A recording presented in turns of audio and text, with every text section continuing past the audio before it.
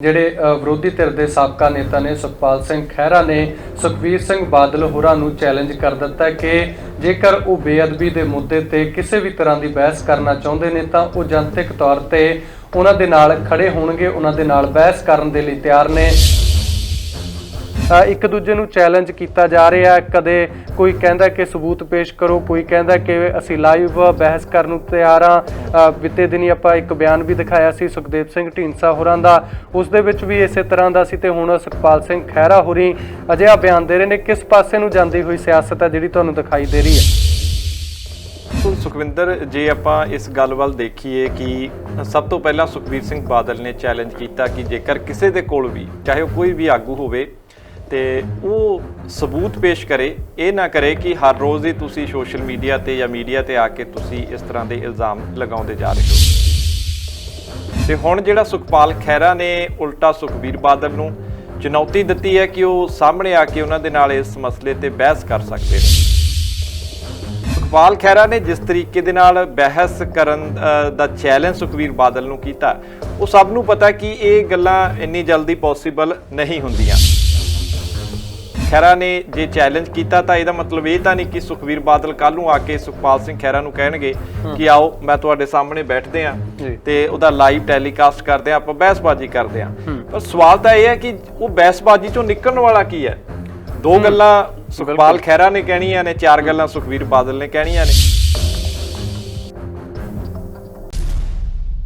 ਸਤਿ ਸ਼੍ਰੀ ਅਕਾਲ ਦੋਸਤੋ, ਤੁਸੀਂ ਦੇਖ ਰਹੇ ਹੋ ਗਲੋਬਲ ਪੰਜਾਬ ਟੀਵੀ ਤੇ ਚੈਨਲ ਪੰਜਾਬੀ। ਮੈਂ ਹਾਂ ਸੁਖਪਿੰਦਰ ਸ਼ੇਰਗਿੱਲ। ਲਾਈਵ ਟਾਕ ਪ੍ਰੋਗਰਾਮ ਦੇ ਵਿੱਚ ਹਾਰਦਿਕ ਸਵਾਗਤ ਹੈ। ਜਿਵੇਂ ਕਿ ਤੁਹਾਨੂੰ ਪਤਾ ਹੈ ਕਿ ਪ੍ਰੋਗਰਾਮ ਮੰਗਲਵਾਰ ਤੋਂ ਸ਼ੁੱਕਰਵਾਰ ਸ਼ਾਮੀ 7 ਵਜੇ ਤੋਂ ਲੈ ਕੇ 8 ਵਜੇ ਤੱਕ ਲਾਈਵ ਟੈਲੀਕਾਸਟ ਕੀਤਾ ਜਾਂਦਾ, ਜਿਸ ਦੇ ਵਿੱਚ ਤੁਸੀਂ ਵੱਖ-ਵੱਖ ਮੁੱਦਿਆਂ ਤੇ ਆਪਣੀ ਰਾਏ ਹੈ ਜਿਹੜੀ ਉਹ ਸਾਡੇ ਨਾਲ ਸਾਂਝੀ ਕਰ ਸਕਦੇ ਹੋ।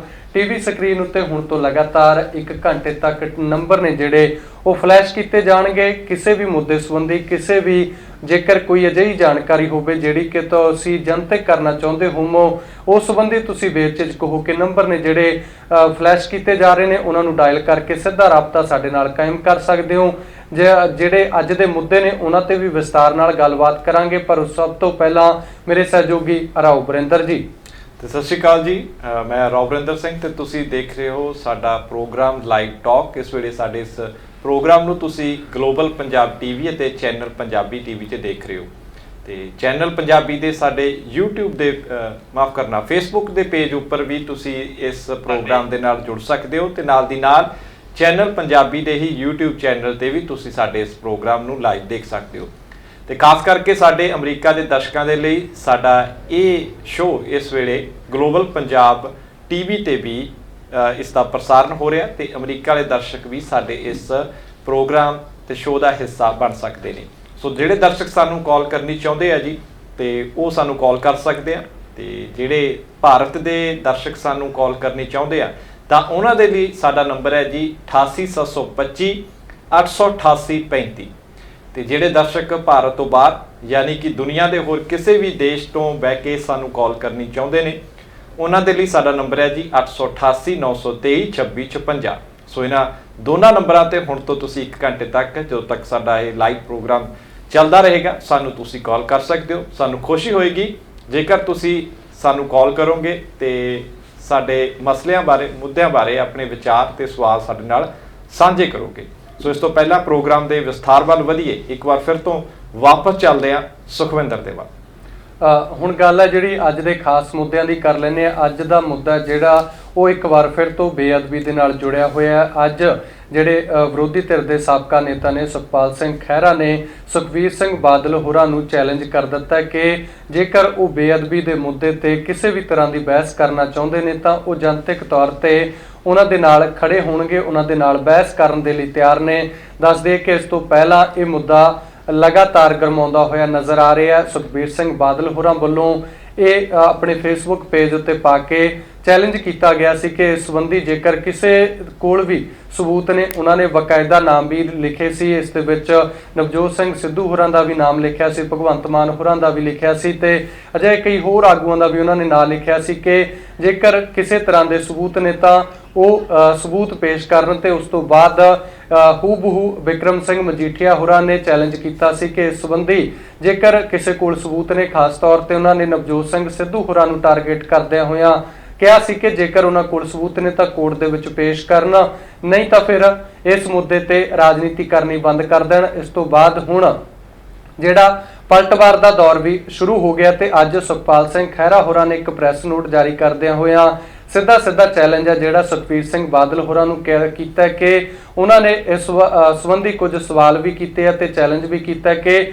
ਉਹ ਇਸ ਮੁੱਦੇ ਤੇ ਉਹਨਾਂ ਦੇ ਨਾਲ ਲਾਈਵ ਜਿਹੜਾ ਬਹਿਸ ਕਰਨ ਨੂੰ ਤਿਆਰ ਨੇ। ਦੱਸ ਦਈਏ ਕਿ ਇਹ ਮੁੱਦਾ ਲਗਾਤਾਰ ਗਰਮਾਉਂਦਾ ਨਜ਼ਰ ਆ ਰਿਹਾ ਤੇ ਇੱਕ ਪਾਸੇ ਜਿੱਥੇ ਕਰੋਨਾ ਦੀ ਮਹਾਮਾਰੀ ਹੈ ਦੇਸ਼ ਭਰ ਦੇ ਵਿੱਚ, ਪਰ ਦੂਜੇ ਪਾਸੇ ਸੂਬੇ ਦੇ ਵਿੱਚ ਇਹ ਮੁੱਦਾ ਲਗਾਤਾਰ ਗਰਮ ਹੁੰਦਾ ਹੋਇਆ ਦਿਖਾਈ ਦੇ ਰਿਹਾ। ਇੱਕ ਪਾਸੇ ਜਿੱਥੇ ਕਾਂਗਰਸ ਸੱਤਾਧਿਰ ਪਾਰਟੀ ਦੋ ਹਿੱਸਿਆਂ ਦੇ ਵਿੱਚ ਵੰਡੀ ਹੋਈ ਦਿਖਾਈ ਦੇ ਰਹੀ ਹੈ, ਲਗਾਤਾਰ ਕਾਂਗਰਸ ਦੇ ਵਿੱਚ ਮੀਟਿੰਗਾਂ ਹੋ ਰਹੀਆਂ ਨੇ ਤੇ ਨਾਲ ਦੀ ਨਾਲ ਮੁੱਖ ਮੰਤਰੀ ਨੂੰ ਘੇਰਿਆ ਜਾ ਰਿਹਾ, ਉੱਥੇ ਹੀ ਸ਼੍ਰੋਮਣੀ ਅਕਾਲੀ ਦਲ ਤੇ ਆਮ ਆਦਮੀ ਪਾਰਟੀ ਦੀਆਂ ਵੱਖ-ਵੱਖ ਪ੍ਰਤੀਕਿਰਿਆਵਾਂ ਵੀ ਲਗਾਤਾਰ ਸਾਹਮਣੇ ਆ ਰਹੀਆਂ ਨੇ। ਅੱਜ ਸੁਖਪਾਲ ਸਿੰਘ ਖਹਿਰਾ ਹੋਰਾਂ ਨੇ ਚੈਲੰਜ ਕੀਤਾ। ਰਾਓ ਸਾਹਿਬ, ਇਹ ਕਿੱਧਰ ਨੂੰ ਜਾਂਦੀ ਹੋਈ ਸਿਆਸਤ ਤੁਹਾਨੂੰ ਦਿਖਾਈ ਦੇ ਰਹੀ ਹੈ ਕਿ ਇੱਕ ਦੂਜੇ ਨੂੰ ਚੈਲੰਜ ਕੀਤਾ ਜਾ ਰਿਹਾ ਹੈ? ਕਦੇ ਕੋਈ ਕਹਿੰਦਾ ਕਿ ਸਬੂਤ ਪੇਸ਼ ਕਰੋ, ਕੋਈ ਕਹਿੰਦਾ ਕਿ ਅਸੀਂ ਲਾਈਵ ਬਹਿਸ ਕਰਨ ਨੂੰ ਤਿਆਰ ਹਾਂ। ਬੀਤੇ ਦਿਨੀ ਆਪਾਂ ਇੱਕ ਬਿਆਨ ਵੀ ਦਿਖਾਇਆ ਸੀ ਸੁਖਦੇਵ ਸਿੰਘ ਢੀਂਡਸਾ ਹੋਰਾਂ ਦਾ, ਉਸ ਦੇ ਵਿੱਚ ਵੀ ਇਸੇ ਤਰ੍ਹਾਂ ਦਾ ਸੀ ਤੇ ਹੁਣ ਸੁਖਪਾਲ ਸਿੰਘ ਖਹਿਰਾ ਹੋਰੀ ਅਜਿਹਾ ਬਿਆਨ ਦੇ ਰਹੇ ਨੇ। ਕਿਸ ਪਾਸੇ ਨੂੰ ਜਾਂਦੀ ਹੋਈ ਸਿਆਸਤ ਹੈ ਜਿਹੜੀ ਤੁਹਾਨੂੰ ਦਿਖਾਈ ਦੇ ਰਹੀ ਹੈ? ਬਿਲਕੁਲ ਸੁਖਵਿੰਦਰ, ਜੇ ਆਪਾਂ ਇਸ ਗੱਲ ਵੱਲ ਦੇਖੀਏ ਕਿ ਸਭ ਤੋਂ ਪਹਿਲਾਂ ਸੁਖਬੀਰ ਸਿੰਘ ਬਾਦਲ ਨੇ ਚੈਲੰਜ ਕੀਤਾ ਕਿ ਜੇਕਰ ਕਿਸੇ ਦੇ ਕੋਲ ਵੀ, ਚਾਹੇ ਉਹ ਕੋਈ ਵੀ ਆਗੂ ਹੋਵੇ, ਤੇ ਉਹ ਸਬੂਤ ਪੇਸ਼ ਕਰੇ, ਇਹ ਨਾ ਕਰੇ ਕਿ ਹਰ ਰੋਜ਼ ਹੀ ਤੁਸੀਂ ਸੋਸ਼ਲ ਮੀਡੀਆ ਤੇ ਜਾਂ ਮੀਡੀਆ ਤੇ ਆ ਕੇ ਤੁਸੀਂ ਇਸ ਤਰ੍ਹਾਂ ਦੇ ਇਲਜ਼ਾਮ ਲਗਾਉਂਦੇ ਜਾ ਰਹੇ ਹੋ। ਤੇ ਹੁਣ ਜਿਹੜਾ ਸੁਖਪਾਲ ਖਹਿਰਾ ਨੇ ਉਲਟਾ ਸੁਖਬੀਰ ਬਾਦਲ ਨੂੰ ਚੁਣੌਤੀ ਦਿੱਤੀ ਹੈ ਕਿ ਉਹ ਸਾਹਮਣੇ ਆ ਕੇ ਉਹਨਾਂ ਦੇ ਨਾਲ ਇਸ ਮਸਲੇ ਤੇ ਬਹਿਸ ਕਰ ਸਕਦੇ ਨੇ। ਹੁਣ ਦੇਖੋ, ਇਹ ਦੋਨੋਂ ਮਾਮਲੇ ਰਾਜਨੀਤੀ ਤੋਂ ਹੀ ਜ਼ਿਆਦਾਤਰ ਤਰੀਕੇ ਦੇ ਨਾਲ ਪ੍ਰੇਰਿਤ ਨੇ। ਹੁਣ ਸੁਖਪਾਲ ਖਹਿਰੇ ਦੀ ਸਭ ਤੋਂ ਪਹਿਲਾਂ ਆਪਾਂ ਗੱਲ ਕਰ ਲੈਂਦੇ ਹਾਂ। ਸੁਖਪਾਲ ਖਹਿਰਾ ਨੇ ਜਿਸ ਤਰੀਕੇ ਦੇ ਨਾਲ ਬਹਿਸ ਕਰਨ ਦਾ ਚੈਲੰਜ ਸੁਖਬੀਰ ਬਾਦਲ ਨੂੰ ਕੀਤਾ, ਉਹ ਸਭ ਨੂੰ ਪਤਾ ਕਿ ਇਹ ਗੱਲਾਂ ਇੰਨੀ ਜਲਦੀ ਪੋਸੀਬਲ ਨਹੀਂ ਹੁੰਦੀਆਂ। ਹੁਣ ਸੁਖਪਾਲ ਖਹਿਰਾ ਨੇ ਜੇ ਚੈਲੰਜ ਕੀਤਾ ਤਾਂ ਇਹਦਾ ਮਤਲਬ ਇਹ ਤਾਂ ਨਹੀਂ ਕਿ ਸੁਖਬੀਰ ਬਾਦਲ ਕੱਲ ਨੂੰ ਆ ਕੇ ਸੁਖਪਾਲ ਸਿੰਘ ਖਹਿਰਾ ਨੂੰ ਕਹਿਣਗੇ ਕਿ ਆਓ ਮੈਂ ਤੁਹਾਡੇ ਸਾਹਮਣੇ ਬੈਠਦੇ ਆ ਤੇ ਉਹਦਾ ਲਾਈਵ ਟੈਲੀਕਾਸਟ ਕਰਦੇ ਆ, ਆਪਾਂ ਬਹਿਸਬਾਜ਼ੀ ਕਰਦੇ ਆ। ਪਰ ਸਵਾਲ ਤਾਂ ਇਹ ਹੈ ਕਿ ਉਹ ਬਹਿਸਬਾਜ਼ੀ ਚੋਂ ਨਿਕਲਣ ਵਾਲਾ ਕੀ ਹੈ? ਦੋ ਗੱਲਾਂ ਸੁਖਪਾਲ ਖਹਿਰਾ ਨੇ ਕਹਿਣੀਆਂ ਨੇ, ਚਾਰ ਗੱਲਾਂ ਸੁਖਬੀਰ ਬਾਦਲ ਨੇ ਕਹਿਣੀਆਂ ਨੇ। ਪਹਿਲੀ ਗੱਲ ਤਾਂ ਇਹ ਹੈ ਕਿ ਇਸ ਤਰ੍ਹਾਂ ਦੀ ਜਿਹੜਾ ਚੈਲੰਜ ਹੁੰਦੇ ਨੇ ਉਹ ਕਦੇ ਐਕਸੈਪਟ ਹੀ ਨਹੀਂ ਹੁੰਦੇ, ਨਾ ਉਹ ਹੋਣ ਵਾਲੇ ਹੁੰਦੇ ਨੇ। ਹੁਣ ਜੇ ਇਸ ਮਾਮਲੇ ਨੂੰ ਲੈ ਕੇ ਦੋਨੋਂ ਆਗੂ ਚੈਲੰਜ ਇੱਕ ਦੂਜੇ ਦਾ ਐਕਸੈਪਟ ਕਰਕੇ ਬਹਿਸ ਤੇ ਬਹਿ ਜਾਂਦੇ ਆ, ਤੇ ਸਵਾਲ ਇਹ ਹੋਊਗਾ ਕਿ ਉਹਦੇ ਚੋਂ ਨਿਕਲੂਗਾ ਕੀ? ਬੇਅਦਬੀ ਮਾਮਲਿਆਂ ਦਾ ਜਿਹੜਾ ਮੁੱਦਾ ਜਿਸ ਤਰੀਕੇ ਇਸ ਵੇਲੇ ਜਿੱਥੇ ਤੱਕ ਪਹੁੰਚ ਚੁੱਕਿਆ ਤੇ ਉਹ ਇੰਨਾ ਕੁ ਗੰਭੀਰ ਹੋ ਚੁੱਕਿਆ ਕਿ ਹੁਣ ਕਾਂਗਰਸ ਸਰਕਾਰ ਦੇ ਲਈ ਵੀ ਇਹੀ ਮਸਲਾ ਬੇਅਦਬੀ ਦਾ ਭਾਰੂ ਪੈ ਰਿਹਾ। ਇਸੇ ਤਰੀਕੇ ਦੇ ਨਾਲ ਅਕਾਲੀ ਦਲ ਤੇ ਜੋ ਭਾਜਪਾ ਗੱਠਜੋੜ ਵਾਲੀ ਸਰਕਾਰ ਸੀਗੀ 2017 ਤੋਂ ਪਹਿਲਾਂ, ਉਹਦੇ ਤੇ ਇਹ ਭਾਰੂ ਪਿਆ ਸੀ ਤੇ ਹੁਣ ਇਹੀ ਮਸਲਾ ਕਾਂਗਰਸ ਸਰਕਾਰ ਤੇ ਭਾਰੂ ਪੈ ਰਿਹਾ। ਤੇ ਰਾਓ ਸਾਹਿਬ, ਇਸ ਦੌਰਾਨ ਇੱਕ ਕਾਲਰ ਹੈ ਸਾਡੇ ਨਾਲ ਜੁੜ ਚੁੱਕੇ ਨੇ ਜੀ। ਸਵਾਗਤ ਹੈ ਜੀ ਲਾਈਵ ਟਾਕ ਪ੍ਰੋਗਰਾਮ ਦੇ ਵਿੱਚ ਜੀ। ਹਾਂਜੀ, ਸਤਿ ਸ੍ਰੀ ਅਕਾਲ ਬਲਦੇਵ, ਸਤਿ ਸ੍ਰੀ ਅਕਾਲ ਜੀ। ਜੀ ਸਵਾਗਤ ਹੈ ਜੀ ਬਲਦੇਵ ਸਿੰਘ ਜੀ, ਸਵਾਗਤ ਹੈ। ਹਾਂਜੀ, ਬਿਲਕੁਲ ਜੀ ਬਲਦੇਵ, ਇਸ ਤਰ੍ਹਾਂ ਆ ਵੀ ਸੁਖਬੀਰ ਬਾਦਲ ਹੋਣਾ ਜਾਂ ਉਹਨਾਂ ਦੇ ਪਰਿਵਾਰ ਦੇ ਜਿਹੜੇ ਬਾਕੀ ਮੈਂਬਰ ਨੇ, ਠੀਕ ਹੈ, ਸਿਮਰਤ ਵੀ ਤੇ ਮਜੀਠੀਆ ਸਾਹਿਬ ਵੀ, ਸਾਰੇ ਕਹਿੰਦੇ ਨੇ ਵੀ ਅਸੀਂ ਸਹੁੰ ਖਾਂਦੇ ਆ ਜਾਂ ਅਸੀਂ ਮਤਲਬ ਕਹਿੰਦੇ ਇਹਨਾਂ ਵੀ ਕਿਹਾ ਵਾ ਕਿ ਜਿਹਨੇ ਕੀਤੀ ਹੈਗੀ ਆ ਉਹ ਮਤਲਬ ਉਹਦਾ ਬੇੜਾ ਗਰਕ ਹੋ ਕੱਖ ਨਾ ਰਹੇ। ਹਾਂ, ਪਰ ਇਹ ਜਿਹੜੀ ਗੱਲ ਇਹ ਕਰਦੇ ਨੇ ਵੀ ਅਸੀਂ ਨਹੀਂ ਕੀਤੀ ਤੇ ਜਾਂ ਜਿਹੜੀ ਹੋਈ ਹੈ ਨਾ, ਦੇਖੋ ਜਿਹੜੀ ਹੋਈ ਆ ਇਹ ਉਹਨਾਂ ਦੀ ਸਰਕਾਰ ਦੇ ਵਿੱਚ ਹੋਈ ਆ ਤੇ ਜਿਹੜੇ ਕਰਨ ਵਾਲੇ ਆ, ਜਿਹੜੇ ਮੇਨ ਆਪਾਂ ਕਹਿ ਸਕਦੇ ਆ, ਉਹ ਸਾਰੇ ਰਾਮ ਰਹੀਮ ਦੇ ਚੇਲੇ ਨੇ। ਔਰ ਕਿਉਂਕਿ ਇਹਨਾਂ ਨੇ ਵੋਟਾਂ ਦੀ ਖਾਤਰ ਉਹਨਾਂ ਨੂੰ ਬੜੀ ਖੁੱਲ੍ਹ ਦਿੱਤੀ ਸੀ ਆਪਣੇ ਪੰਜਾਬ ਦੇ ਵਿੱਚ ਆਪਣਾ ਜੋ ਮਰਜ਼ੀ ਕਰਨ, ਤੇ ਜਦੋਂ ਆਪਾਂ ਕਿਸੇ ਬੰਦੇ ਨੂੰ ਖੁੱਲ੍ਹ ਦਿੰਦੇ ਆ ਤਾਂ ਉਹਦੀ ਜ਼ਿੰਮੇਵਾਰੀ ਜਿਹੜੀ ਆ ਉਹ ਸਮੇਂ ਦੀ ਸਰਕਾਰ ਹੁੰਦੀ ਆ। ਇਸ ਕਰਕੇ ਜੇ ਇਹ ਸਿੱਧੇ ਨਹੀਂ ਨਿਭਾਲੋ, ਜੇ ਮਤਲਬ ਇਹਨਾਂ ਸਿੱਧੇ ਗੁਰੂ ਗ੍ਰੰਥ ਸਾਹਿਬ ਦੇ ਮਤਲਬ ਵਰਕੇ ਨਾਲ ਨਹੀਂ ਪਾੜੇ, ਪਰ ਜਿਨ੍ਹਾਂ ਨੇ ਪਾੜੇ ਆ ਉਹ ਮਤਲਬ ਉਹ ਇਹਨਾਂ ਦੇ ਨਾਲ ਇਹਨਾਂ ਦੀ ਸਹਿਮਤੀ ਸੀ, ਕਿਉਂਕਿ ਮਤਲਬ ਕਿਉਂਕਿ ਜਦੋਂ ਇਹਨਾਂ ਦੀ ਸਰਕਾਰ ਚੱਲ ਰਹੀ ਸੀ ਇਹਨਾਂ ਨੇ ਉਹਨਾਂ ਨੂੰ ਖੁੱਲ੍ਹ ਦਿੱਤੀ ਸੀ, ਮਤਲਬ ਵੀ ਇਹ ਜ਼ਿੰਮੇਵਾਰ ਨੇ। ਤੇ ਦੂਸਰੀ ਗੱਲ ਜਿਹੜੀ ਚਲੋ ਇਹਨਾਂ ਨੇ ਨਹੀਂ ਕੀਤੀ ਤੇ ਜਿਹੜੀ ਬਾਅਦ ਚ ਗੋਲੀ ਚੱਲੀ ਆ, ਜਿਹੜੇ ਲੋਕ ਮਤਲਬ ਪ੍ਰੋਟੈਸਟ ਕਰ ਰਹੇ ਸੀ, ਜਿਹੜੀ ਉਹਨਾਂ ਤੇ ਗੋਲੀ ਚਲਾਈ ਆ, ਉਹ ਤਾਂ ਸਰਕਾਰ ਦੇ ਹੁਕਮ ਨਾਲ ਚੱਲੀ ਆ ਨਾ ਜੀ। ਬਿਲਕੁਲ। ਜਾਂ ਜੇ ਵੱਲ ਬਾਦਲ ਦੇ ਹੁਕਮ ਨੇ ਕੀਤਾ ਜਾਂ ਸੁਖਬੀਰ ਨੇ ਹੁਕਮ ਨਹੀਂ ਕੀਤਾ, ਜੇ ਡੀਜੀਪੀ ਨੇ ਜਾਂ ਉਹਦੇ ਕਿਸੇ ਦੇ ਹੋਰ ਅਫਸਰ ਦੀ ਮਰਜ਼ੀ ਨਾਲ ਚੱਲੀ ਆ ਤੇ ਉਹਦੇ ਸਾਹਮਣੇ ਗੱਲ ਹੋਣੀ ਚਾਹੀਦੀ ਹੈ। ਬਿਲਕੁਲ ਇਹ ਮਤਲਬ ਇਸ ਗੱਲ ਤੋਂ ਹੀ ਭੱਜਦੇ ਆ ਵੀ ਨਹੀਂ ਅਸੀਂ ਜਿਹੜੀ ਮੇਰੀ ਪੁਲਿਸ ਹੈਗੀ ਆ ਉਹਨੇ ਸਾਡੇ ਤੋਂ ਬਿਲਕੁਲ ਜਾਣਕਾਰੀ ਬਗੈਰ ਪੁਲਿਸ ਚਲਾਈ ਆ, ਇਸ ਗੱਲ ਨੂੰ ਆਪਾਂ ਕੋਈ ਨਹੀਂ ਮੰਨ ਸਕਦੇ। ਠੀਕ ਹੈ ਕਿ ਆਪਾਂ ਜਿਹੜੀ ਜਨਤਾ ਉਹਨਾਂ ਨਾਲ ਜੁੜੀ ਹੋਈ ਆ ਉਹਨਾਂ ਦਾ ਪੱਖ ਪੂਰਨਾ ਆ, ਪਰ ਜਿਹੜਾ ਆਮ ਸਿੱਖ ਆ ਜਿਨ੍ਹਾਂ ਦੀਆਂ ਭਾਵਨਾ ਨੂੰ ਮਤਲਬ ਸੱਟ ਆ ਉਹ ਤਾਂ ਮਤਲਬ ਇਹ ਗੱਲ ਨੂੰ ਨਹੀਂ ਮੰਨਦੇ। ਉਹ ਕਹਿੰਦੇ ਵੀ ਤੁਸੀਂ ਜ਼ਿੰਮੇਵਾਰ ਹੋ, ਜੇ ਤੁਹਾਡੀ ਗੋਲੀ ਚੱਲੀ ਆ ਤੇ ਠੀਕ ਆ, ਤੁਸੀਂ ਨਹੀਂ ਮਤਲਬ ਤੁਸੀਂ ਬੇਦਬੀ ਨਹੀਂ ਕੀਤੀ ਤਾਂ ਤੁਹਾਡੀ ਸਰਕਾਰ ਵਿੱਚ ਬੇਦਬੀ ਹੋਈ ਆ। ਔਰ ਦੂਸਰੀ ਜਿਹੜੀ ਕਾਂਗਰਸ ਆ ਜਿਨ੍ਹਾਂ ਨੇ ਇੱਕ ਮਤਲਬ ਇਸ ਚੀਜ਼ ਤੋਂ ਫਾਇਦਾ ਲਿਆ ਸੀ, ਮਤਲਬ ਇਸ ਧਾਰਮਿਕ ਦੀ ਭਾਵਨਾ ਲੋਕਾਂ ਨੇ ਭਟਕਾ ਕੇ ਤੇ ਉਹਨਾਂ ਨੇ ਫਾਇਦਾ ਲਿਆ, ਉਹਨਾਂ ਨੇ ਸਰਕਾਰ ਬਣਾਈ, ਪਰ ਉਹਨਾਂ ਨੇ ਇਹ ਗੱਲ ਕਹੀ ਆ ਮਤਲਬ ਕਿ ਮੈਂ ਆਪਾਂ ਸਿੱਖਾਂ ਨੂੰ ਸਾਥ ਦਿਆਂਗੇ ਤੇ ਉਹਨਾਂ ਨੇ ਕੋਈ 4.5 ਕੋਈ ਸਾਥ ਨਹੀਂ ਦਿੱਤਾ। ਤੇ ਹੁਣ ਜਿਹੜਾ ਉਹ ਮਸਲਾ ਹੈਗਾ ਵਾ ਉਹ ਧਾਰਮਿਕ ਮਸਲਾ ਹੈਗਾ, ਉਸ ਨੂੰ ਫਿਰ ਉਭਾਰ ਕੇ ਤੇ ਹੁਣ ਇਹ ਫੇਰ ਚਾਹੁੰਦੇ ਵੀ ਅਸੀਂ ਲਫ਼ਜ਼ਾਂ ਜਿੱਤੀਏ ਤੇ ਦੂਸਰੇ ਬੰਨੇ ਜਿਹੜੇ ਕਾਲੀ ਨੇ ਉਹ ਚਾਹੁੰਦੇ ਕਿ ਅਸੀਂ ਜਿਹੜਾ ਦਾਗ ਸਾਡੇ ਲੱਗਾ ਦਾਗ ਅਸੀਂ ਉਸ ਦਾਗ ਨੂੰ ਧੋਈਏ, ਧੋ ਕੇ ਤੇ ਅਸੀਂ ਆਪਾਂ ਸੁਰਖਰੂ ਹੋ ਕੇ ਤੇ ਅਸੀਂ ਅਗਲੀ ਸਰਕਾਰ ਅਸੀਂ ਸਾਡੀ ਬਣੇ। ਇਹ ਦੋਵੇਂ ਜਿਹੜੀਆਂ ਪਾਰਟੀਆਂ ਨੇ ਇਹ ਸਰਕਾਰਾਂ ਰੋਡੀਆਂ ਨੇ, ਇਹਨਾਂ ਨੂੰ ਸਿੱਖਾਂ ਦੀ ਭਾਵਨਾ ਨਾਲ ਕੋਈ ਮਤਲਬ ਨਹੀਂ ਫਰਕ ਹੈਗਾ। ਮਤਲਬ ਵੀ ਜੋ ਉਹਨਾਂ ਦੀਆਂ ਪਾਰਟੀਆਂ ਨੇ ਮਤਲਬ ਦੁਖੀ ਨੇ, ਉਹਨਾਂ ਦੇ ਹਿਰਦੇ ਦੁਖੀ ਨੇ, ਅਸੀਂ ਉਹਨਾਂ ਦੇ ਉੱਤੇ ਮਤਲਬ ਲਾਈਏ, ਇਹਨਾਂ ਨੂੰ ਇਸ ਗੱਲ ਨਾਲ ਕੋਈ ਮਤਲਬ ਨਹੀਂ ਆ। ਇਹਨਾਂ ਨੂੰ ਮਤਲਬ ਹੈਗਾ ਕਿ ਅਸੀਂ ਇਲੈਕਸ਼ਨ ਜਿੱਤਣੀ ਆ ਤੇ ਉਹ ਇਲੈਕਸ਼ਨ ਤਾਂ ਜਿੱਤਣੀ ਆ। ਬਿਲਕੁਲ ਜਿਹੜੀ ਸਾਡੀ ਇਹ ਭਾਵਨਾ ਆ, ਇਹ ਸਾਡੀ ਭਾਵਨਾ ਬਹੁਤ ਮਾੜੀ ਆ ਤੇ ਅਮਰਿੰਦਰ ਸਿੰਘ ਨੂੰ ਚਾਹੀਦਾ ਤੇ ਆ ਵੀ ਮਤਲਬ ਉਹਨਾਂ ਨੇ ਹੁਣ ਜਿਹੜੇ 6 ਮਹੀਨੇ ਬਾਕੀ ਰਹਿ ਗਏ 8 ਮਹੀਨੇ ਰਹਿ ਗਏ ਨੇ ਉਹਦੇ ਵਿੱਚ ਹੋਣਾ ਕੁਛ ਨਹੀਂ ਗਾ। ਠੀਕ ਆ, ਦੂਰੀ ਸਿੱਟ ਬਹਿ ਗਈ ਆ, ਤੀਰੀ ਸਿੱਟ ਬਾਰੇ ਜਿੰਨੀਆਂ ਮਰਜ਼ੀ ਵਜਣ, ਜਿੰਨਾ ਚਿਰ ਅਸੀਂ ਸਾਡੇ ਅੰਦਰੋਂ ਅਸੀਂ ਸਾਫ਼ ਨਹੀਂ ਹੈਗੇ ਕਿ ਅਸੀਂ ਇਨਸਾਫ ਲੋਕਾਂ ਨੂੰ ਦੇਣਾ ਆ, ਕਿਉਂਕਿ ਅਸੀਂ ਸਿਰਫ ਸਾਨੂੰ ਲਾਲਚ ਆ ਤੇ ਉਸ ਪ੍ਰਾਪਤ ਕਰਨ ਵਾਸਤੇ ਅਸੀਂ ਲੋਕਾਂ ਦੀਆਂ ਭਾਵਨਾ ਨੂੰ ਭੜਕਾਉਂਦੇ ਰਹਿਣਾ ਆ ਤੇ ਅੱਗੇ ਭੜਕਾਏ ਗਏ ਆ ਤੇ ਹੁਣ ਅੱਗੇ ਭੜਕਾਉਣਾ। Thank you very much. ਅੱਛਾ, ਇੱਕ ਮਿੰਟ ਬਲਦੇਵ ਜੀ, ਜੇ ਲਾਈਨ ਤੇ ਹੋ। ਹੈਲੋ, ਨਹੀਂ ਉਹਨਾਂ ਦੀ ਜਿਹੜੀ ਕਾਲ ਹੈ ਕੱਟ ਗਈ ਜੀ। ਇਹ ਸਾਨੂੰ ਬਲਦੇਵ ਸਿੰਘ ਜਿਨ੍ਹਾਂ ਨੇ ਇੱਕ ਵਾਰ ਫਿਰ ਤੋਂ ਇਹ ਸਪਸ਼ਟ ਕਰ ਦਿੱਤਾ ਕਿ ਕਿਸ ਤਰ੍ਹਾਂ ਰਾਜਨੀਤਿਕ ਪਾਰਟੀਆਂ ਜਿਹੜੀਆਂ ਇਸ ਸੈਂਸਿਟਿਵ ਮੁੱਦੇ ਦਾ ਫਾਇਦਾ ਉਠਾਉਂਦੀਆਂ ਨੇ। ਇੱਕ ਪਾਸੇ ਜਿੱਥੇ ਸ਼੍ਰੋਮਣੀ ਅਕਾਲੀ ਦਲ ਦੇ ਇਲਜ਼ਾਮ ਬੇਅਦਬੀ ਕਰਾਉਣ ਦਾ ਲੱਗਦਾ ਵਿਰੋਧੀ ਪਾਰਟੀਆਂ ਨੇ ਜਾਂ ਆਮ ਲੋਕ ਹੁਣ ਇਲਜ਼ਾਮ ਉਹਨਾਂ ਉੱਤੇ ਲਾਉਂਦੀਆਂ ਨੇ, ਦੂਸਰੇ ਪਾਸੇ ਉਸ ਸੈਂਸਿਟਿਵ ਮੁੱਦੇ ਦਾ ਫਾਇਦਾ ਉਠਾ ਕੇ ਸੱਤਾ ਦੇ ਵਿੱਚ ਆਉਣ ਦਾ ਇਲਜ਼ਾਮ ਵੀ ਜਿਹੜਾ ਕਾਂਗਰਸ ਪਾਰਟੀ ਉੱਤੇ ਲੱਗਦਾ। ਲਗਾਤਾਰ ਹੁਣ ਕਰੀਬ 4.5 ਸਾਲ ਹੋ ਗਏ ਨੇ ਇਸ ਮੁੱਦੇ ਨੂੰ ਲੈ ਕੇ ਕਈ ਕਾਂਗਰਸੀ ਮੰਤਰੀ ਵੀ ਲਗਾਤਾਰ ਬੋਲ ਰਹੇ ਨੇ। ਉਹਨਾਂ ਦੇ ਵਿੱਚੋਂ ਸੁਖਜਿੰਦਰ ਰੰਧਾਵਾ ਹੋਣ, ਭਾਵੇਂ ਜਿਹੜੇ ਨਵਜੋਤ ਸਿੰਘ ਸਿੱਧੂ ਹੋਰੀ ਹੋਣ ਜਾਂ ਪ੍ਰਗਟ ਸਿੰਘ ਹੋਰੀ ਹੋਣ, ਤੇ ਦੂਸਰੇ ਪਾਸੇ ਜਿਹੜਾ ਕੈਪਟਨ ਹੋਰਾਂ ਦੇ ਜਿਹੜੇ ਸੰਦੀਪ ਸਿੰਘ ਸੰਧੂ ਹੋਰੀ ਨੇ, ਜਿਹੜੇ ਉਹਨਾਂ ਵੱਲੋਂ ਜਿਹੜੀ ਟਿੱਪਣੀ ਕੀਤੀ ਗਈ ਸੀ ਉਸ ਸੰਬੰਧੀ ਵੀ ਅੱਜ ਜਿਹੜੀ ਜਾਣਕਾਰੀ ਹੈ ਤੁਸੀਂ ਚੈਨਲ ਪੰਜਾਬੀ ਤੇ ਜ਼ਰੂਰ ਦੇਖੀ ਹੋਣੀ ਕਿ ਉਹਨਾਂ ਨੇ ਸਪਸ਼ਟ ਕਰ ਦਿੱਤਾ ਸੁਖਜਿੰਦਰ ਸਿੰਘ ਰੰਧਾਵਾ ਹੋਰਾਂ ਨੇ ਕਿ ਪ੍ਰਗਟ ਸਿੰਘ ਹੋਰਾਂ ਨੂੰ ਜਿਹੜੀ ਧਮਕੀ ਆ ਉਹ ਜ਼ਰੂਰ ਮਿਲੀ ਆ। ਰਾਓ ਸਾਹਿਬ, ਇਸ ਚੀਜ਼ ਨੂੰ ਵੀ ਐਡ ਆਨ ਕਰ ਦੇਣਾ ਚਾਹੀਦਾ ਕਿ ਅਸੀਂ ਜਿਹੜਾ ਜਨਤਕ ਕਰ ਚੁੱਕੇ ਹਾਂ ਕਿ ਚੈਨਲ ਪੰਜਾਬੀ ਤੇ ਕਿ ਪ੍ਰਗਟ ਸਿੰਘ ਹੋਰਾਂ ਨੂੰ ਸੰਦੀਪ ਸਿੰਘ ਸੰਧੂ ਹੋਰਾਂ ਵੱਲੋਂ ਜਿਹੜੀ ਧਮਕੀ ਭਰਿਆ ਫੋਨ ਹੈ ਉਹ ਜ਼ਰੂਰ ਆਇਆ। ਕਰੀਬ 3.5 ਮਿੰਟ ਜਿਹੜੀ ਗੱਲਬਾਤ ਹੋਈ ਹੈ ਉਸ ਦੇ ਵਿੱਚ ਧਮਕੀਆਂ ਦਾ ਕੀ ਨਤੀਜਾ ਨਿਕਲਦਾ ਦੇਖਦੇ ਹੋ? ਕਿਉਂ ਕੀ ਲੱਗਦਾ ਹੈ ਕਿ ਇਸ ਮੁੱਦੇ ਨੂੰ ਇਸ ਤਰ੍ਹਾਂ ਦਬਾਇਆ ਜਾ ਸਕਦਾ ਹੈ? ਤੇ ਦੂਸਰੇ ਪਾਸੇ ਇਹ ਜਿਹੜੀਆਂ ਬਹਿਸ ਦਾ ਦੌਰ ਹੈ, ਇੱਕ ਦੂਜੇ ਨੂੰ ਚੈਲੰਜ ਕਰਨ ਦਾ ਦੌਰ ਹੈ, ਕਿਵੇਂ ਦੇਖਦੇ ਹੋ? ਕਿਸ ਪਾਸੇ ਨੂੰ ਇਹ ਜਾਂਦਾ ਹੋਇਆ ਮੁੱਦਾ ਦਿਖ ਰਿਹਾ? ਕਿਉਂਕਿ ਲੋਕਾਂ ਦੀਆਂ ਭਾਵਨਾਵਾਂ ਨੇ ਜਿਹੜੀਆਂ ਉਹ ਵੱਡੇ ਪੱਧਰ ਤੇ ਜੁੜੀਆਂ ਹੋਈਆਂ ਨੇ ਇਸ ਨਾਲ। ਬਿਲਕੁਲ। ਅੱਛਾ, ਜਿਹੜੀ ਗੱਲ ਪ੍ਰਗਟ ਸਿੰਘ ਹੋਰਾਂ ਨੂੰ ਧਮਕੀ ਵਾਲੀ ਜਿਹੜੀ ਗੱਲ ਹੈ ਉਹ ਥੋੜਾ ਜਿਹਾ ਵੱਖਰੀ ਇਸ ਕਰਕੇ ਸੁਖਿੰਦਰ ਜੀ ਹੋ ਜਾਂਦੀ ਹੈ ਕਿਉਂਕਿ ਇੱਥੇ ਮੁੱਖ ਮੰਤਰੀ ਦੇ ਵੱਲੋਂ ਜਿਹੜਾ ਇੱਕ ਮੈਸੇਜ ਸੀ ਉਹ ਕੈਪਟਨ ਸੰਦੀਪ ਸੰਧੂ ਨੇ ਪ੍ਰਗਟ ਸਿੰਘ ਨੂੰ ਦਿੱਤਾ ਸੀ, ਜਿਹੜਾ ਕਿ ਇੱਕ ਜਿਸ ਤਰ੍ਹਾਂ ਦਾ ਦਾਅਵਾ ਪ੍ਰਗਟ ਸਿੰਘ ਵੀ ਕਰ ਰਹੇ ਨੇ ਕਿ ਇੱਕ ਧਮਕੀ ਭਰਿਆ ਉਹ ਮੈਸੇਜ ਸੀ ਵੀ ਤੁਹਾਡੀਆਂ ਵੀ ਫਾਈਲਾਂ ਖੁੱਲ ਰਹੀਆਂ ਨੇ, ਜਾਂ ਤਾਂ ਚੁੱਪ ਹੋ ਜਾਓ ਨਹੀਂ ਤੁਹਾਡੇ ਖਿਲਾਫ ਵੀ ਕੋਈ ਨਾ ਕੋਈ ਕਾਰਵਾਈ ਕਰ ਦਿੱਤੀ ਜਾਊਗੀ। ਇਹ ਤਾਂ ਮਾਮਲਾ ਸੀ ਕਿ ਕੈਪਟਨ ਅਮਰਿੰਦਰ ਸਿੰਘ ਆਪਣਾ ਬਚਾਅ ਕਰ ਰਹੇ ਨੇ ਕਿਉਂਕਿ ਜਿਸ ਤਰੀਕੇ ਦੇ ਨਾਲ ਵਿਧਾਇਕਾਂ ਜਾਂ ਫਿਰ ਮੰਤਰੀਆਂ ਦੀ ਗਿਣਤੀ ਕੈਪਟਨ ਅਮਰਿੰਦਰ ਸਿੰਘ ਨੂੰ ਦੇ ਖਿਲਾਫ ਵੱਧਦੀ ਜਾ ਰਹੀ ਹੈ, ਉਹਨਾਂ ਨੂੰ ਸਵਾਲ ਪੁੱਛਣ ਵਾਲੇ ਵਿਧਾਇਕ ਵੱਧਦੇ ਜਾ ਰਹੇ ਨੇ, ਮੰਤਰੀ ਲਗਾਤਾਰ ਵੱਧਦੇ ਜਾ ਰਹੇ ਨੇ। ਸੋ ਕਿਤੇ ਨਾ ਕਿਤੇ ਕੈਪਟਨ ਅਮਰਿੰਦਰ ਸਿੰਘ ਨੂੰ ਸੀ ਕਿ ਜੇਕਰ ਹੁਣ ਪ੍ਰਗਟ ਸਿੰਘ ਵੀ ਖੁੱਲ ਕੇ ਸਾਹਮਣੇ ਉਹਨਾਂ ਦੇ ਖਿਲਾਫ ਬੋਲ ਜਾਂਦੇ ਆ ਤਾਂ ਫਿਰ ਇਹਦੇ ਵਿੱਚ ਇੱਕ ਹੋਰ ਵਾਧਾ ਹੋ ਜਾਊਗਾ ਜੋ ਕਿ ਉਹਨਾਂ ਦੇ ਲਈ ਤੇ ਉਹਨਾਂ ਦੀ ਜੋ ਪੋਜੀਸ਼ਨ ਹੈ ਇਸ ਵੇਲੇ ਜੋ ਕੁਰਸੀ ਹੈ ਉਹਦੇ ਲਈ ਠੀਕ ਨਹੀਂ ਹੋਊਗਾ ਤੇ ਆਉਣ ਵਾਲਾ ਸਮੇਂ ਦੇ ਲਈ ਫਿਰ ਕਾਂਗਰਸ ਪੰਜਾਬ ਨੂੰ ਵੀ ਉਹ ਠੀਕ ਨਹੀਂ ਹੋਊਗਾ। ਪਰ ਇੱਥੇ ਇੱਕ ਗਲਤੀ ਇਹ ਹੋ ਗਈ ਹੈ ਪਰ ਜੇ ਕੈਪਟਨ ਸੰਦੀਪ ਦੀ ਗੱਲ ਕਰੀਏ ਤਾਂ ਉਹ ਸਾਫ਼ ਇਨਕਾਰ ਕਰ ਰਹੇ ਨੇ ਕਿ ਮੈਂ ਤਾਂ ਜੀ ਇਸ ਤਰ੍ਹਾਂ ਦੀ ਕੋਈ ਗੱਲ ਨਹੀਂ ਕੀਤੀ।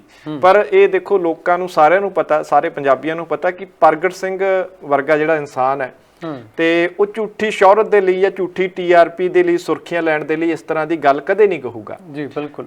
ਲਗਾਤਾਰ 10 ਸਾਲ ਉਹ ਭਾਰਤੀ ਹਾਕੀ ਟੀਮ ਦੇ ਕਪਤਾਨ ਰਹੇ ਨੇ, ਓਲੰਪਿਕਸ ਦੇ ਵਿੱਚ ਵੀ ਟੀਮ ਨੂੰ ਲੈ ਕੇ ਗਏ ਨੇ, ਓਲੰਪੀਅਨ ਨੇ। ਸੋ ਪਬਲਿਸਿਟੀ ਦੀ ਉਹਨਾਂ ਨੂੰ ਕੋਈ ਕਮੀ ਨਹੀਂ, ਪੂਰੀ ਦੁਨੀਆ ਉਹਨਾਂ ਨੂੰ ਜਾਣਦੀ ਹੈ।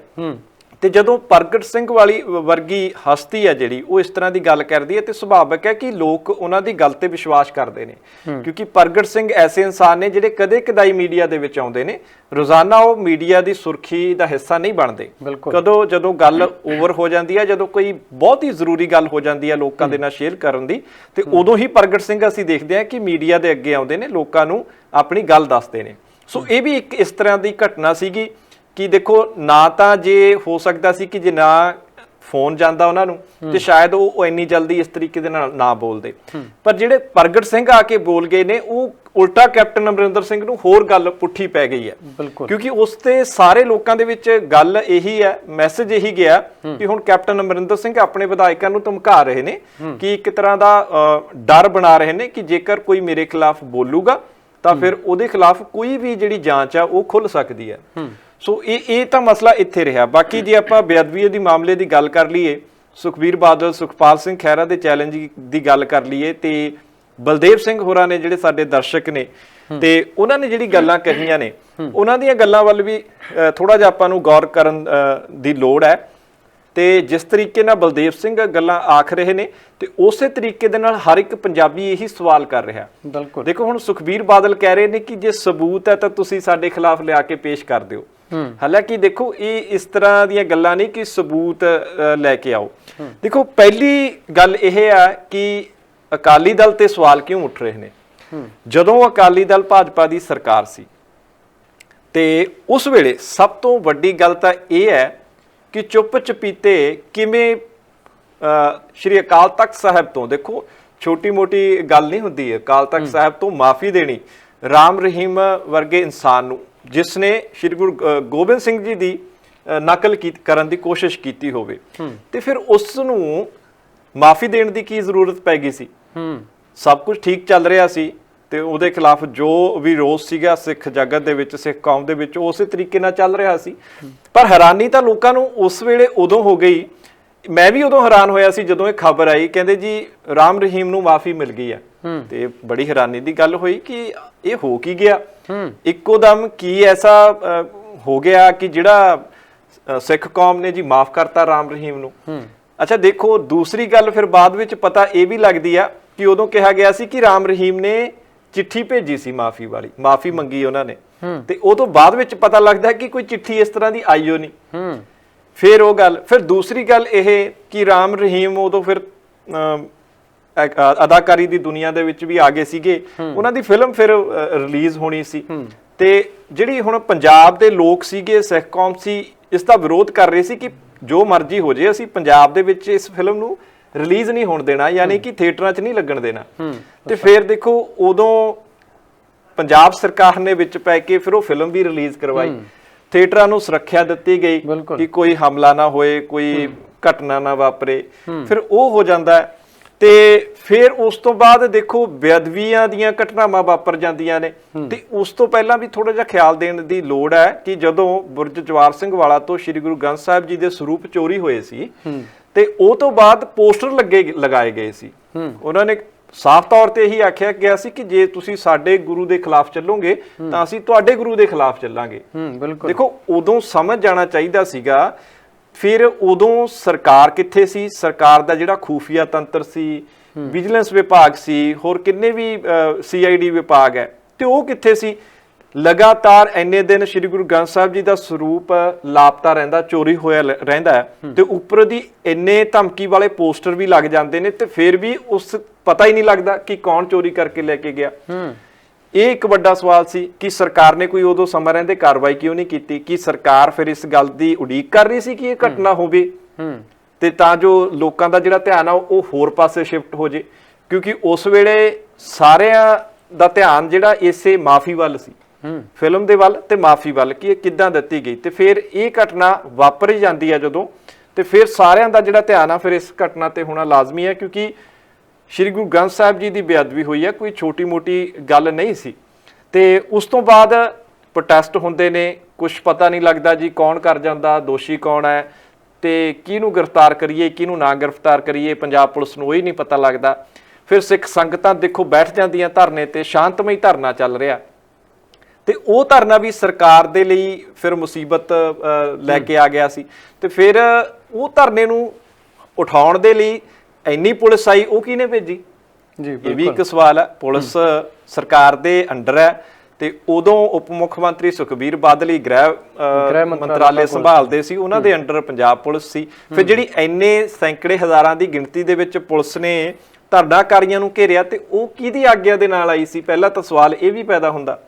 ਤੇ ਫਿਰ ਤੁਸੀਂ ਦੇਖੋਗੇ ਜਦੋਂ ਕਿਉਂਕਿ ਉਸ ਘਟਨਾ ਦੀਆਂ ਵੀਡੀਓਜ਼ ਬਹੁਤ ਨੇ, ਅੱਜ ਵੀ ਤੁਸੀਂ ਸੋਸ਼ਲ ਮੀਡੀਆ ਤੇ ਵੀ ਬੜੀ ਆਸਾਨੀ ਦੇ ਨਾਲ ਦੇਖ ਸਕਦੇ ਹੋ, ਤੇ ਉਦੋਂ ਦੇਖਦੇ ਹੋ ਕਿ ਪਹਿਲਾਂ ਆ ਕੇ ਗੱਲਬਾਤ ਕਰਦੇ ਨੇ ਉੱਚ ਅਧਿਕਾਰੀ, ਤੇ ਰਣਵੀਰ ਸਿੰਘ ਖੱਟੜਾ ਕਾਫੀ ਸਾਰੀ ਬੇਨਤੀ ਕਰਦੇ ਦਿਖਾਈ ਦਿੰਦੇ ਨੇ ਸਿੱਖ ਆਗੂਆਂ ਦੇ ਨਾਲ ਕਿ ਸਾਨੂੰ ਹੁਕਮ ਹੋਇਆ ਜੀ ਕਿ ਤੁਹਾਨੂੰ ਉਠਾਇਆ ਜਾਵੇ ਤੇ ਤੁਸੀਂ ਕਿਰਪਾ ਇਹ ਜਗ੍ਹਾ ਖਾਲੀ ਕਰ ਦਿਓ। ਤੇ ਜਦੋਂ ਸਿੱਖ ਸਮਾਜ ਨਹੀਂ ਮੰਨਦਾ, ਤੇ ਫਿਰ ਉਸ ਤੋਂ ਬਾਅਦ ਕੋਸ਼ਿਸ਼ ਇਹ ਹੁੰਦੀ ਹੈ ਕਿ ਥੋੜਾ ਜਿਹਾ ਇਹਨਾਂ ਨੂੰ ਹੁਣ ਭੜਕਾਇਆ ਜਾਵੇ, ਕਿਉਂਕਿ ਪੁਲਿਸ ਨੂੰ ਪਤਾ ਹੁੰਦਾ ਕਿ ਕੌਮ ਤਾਂ ਗਰਮ ਖਿਆਲੀ ਹੈ ਹੀ ਹੈ, ਜਿਹੜੇ ਆਗੂ ਸੀ ਉੱਥੇ ਉਹ ਵੀ ਗਰਮ ਖਿਆਲੀ ਸੀਗੇ ਬਹੁਤ ਸਾਰੇ, ਤੇ ਇਸ ਕਰਕੇ ਜਦੋਂ ਪੁਲਿਸ ਥੋੜਾ ਜਿਹਾ ਭੜਕਾ ਦਿੰਦੀ ਹੈ ਉਹਨਾਂ ਨੂੰ, ਤੇ ਉਹ ਫਿਰ ਭੜਕਾਹਟ ਦੇ ਵਿੱਚ ਆਉਣਾ ਲਾਜ਼ਮੀ ਹੋ ਜਾਂਦਾ, ਕਿਉਂਕਿ ਇੱਕ ਉਹ ਪਹਿਲਾਂ ਹੀ ਆਪਣੇ ਗੁਰੂ ਦੇ ਲਈ ਇਨਸਾਫ ਦੀ ਮੰਗ ਕਰ ਰਹੇ ਨੇ, ਇਨਸਾਫ ਉਹਨਾਂ ਨੂੰ ਨਹੀਂ ਮਿਲਦਾ, ਉੱਤੋਂ ਸਰਕਾਰ ਤੇ ਪੁਲਿਸ ਇਹ ਦਬਾਅ ਬਣਾ ਰਹੀ ਕਿ ਤੁਸੀਂ ਇਹ ਜਗ੍ਹਾ ਖਾਲੀ ਕਰੋ, ਤੁਸੀਂ ਧਰਨੇ ਤੇ ਕਿਉਂ ਬੈਠੇ ਹੋ। ਹਾਲਾਂਕਿ ਉਦੋਂ ਸਰਕਾਰ ਨੂੰ ਕਹਿਣਾ ਚਾਹੀਦਾ ਸੀ ਕਿ ਠੀਕ ਹੈ ਤੁਸੀਂ ਸ਼ਾਂਤਮਈ ਪ੍ਰੋਟੈਸਟ ਕਰ ਰਹੇ ਹੋ, ਤੁਸੀਂ ਕਰੋ, ਤੁਸੀਂ ਆਪਣਾ ਕੰਮ ਕਰੋ, ਤੇ ਅਸੀਂ ਕੋਸ਼ਿਸ਼ ਕਰ ਰਹੇ ਹਾਂ ਕਿ ਜਲਦ ਤੋਂ ਜਲਦ ਇਸ ਮਸਲੇ ਨੂੰ ਸੁਲਝਾ ਲਿਆ ਜਾਵੇ, ਦੋਸ਼ੀਆਂ ਨੂੰ ਫੜ ਲਿਆ ਜਾਵੇ। ਪਰ ਬਾਵਜੂਦ ਇਸ ਦੇ ਫਿਰ ਇਹ ਕਾਰਵਾਈ ਹੁੰਦੀ ਹੈ, ਫਿਰ ਗੋਲੀਆਂ ਚੱਲਦੀਆਂ ਨੇ, ਗੋਲੀਆਂ ਦੇ ਵਿੱਚ 2 ਸਿੱਖ ਮਾਰੇ ਜਾਂਦੇ ਨੇ, ਤੇ ਉਸ ਤੋਂ ਬਾਅਦ ਫਿਰ ਜੋ ਵੀ ਹੁਣ ਤੱਕ ਦਾ ਚੱਲਦਾ, ਕਈ ਸਿੱਟਾਂ ਬਿਠਾਈਆਂ, 2-3 ਸਿੱਟਾਂ ਇਸ ਵੇਲੇ ਵੀ ਜਾਰੀ ਨੇ, ਤੇ ਨਿਕਲ ਕੁਛ ਨਹੀਂ ਰਿਹਾ, ਯਾਨੀ ਕਿ ਪਤਾ ਕੁਛ ਨਹੀਂ ਲੱਗ ਰਿਹਾ। ਜਿਵੇਂ ਬਲਦੇਵ ਸਿੰਘ ਹੋਰਾਂ ਨੇ ਕਿਹਾ ਕਿ ਘੱਟੋ ਘੱਟ ਇਹ ਤਾਂ ਦੱਸ ਦਿਓ, ਇਹ ਤਾਂ ਕੋਈ ਜ਼ਿੰਮੇਵਾਰੀ ਲੈ ਲਓ ਕਿ ਮੇਰੇ ਆਰਡਰ ਤੇ ਗੋਲੀ ਚਲਾਈ ਸੀ। ਕੋਈ ਪੁਲਿਸ ਵਾਲਾ, ਚਲੋ ASI, ਕੋਈ ਇੰਸਪੈਕਟਰ, ਕੋਈ DSP ਉਹੀ ਆ ਕੇ ਕਹਿ ਦੇ ਕਿ ਮਾਹੌਲ ਵਿਗੜ ਗਿਆ ਸੀਗਾ ਜੀ, ਮੈਂ ਕਿਹਾ ਸੀਗਾ ਕਿ ਗੋਲੀ ਚਲਾ ਦਿਓ।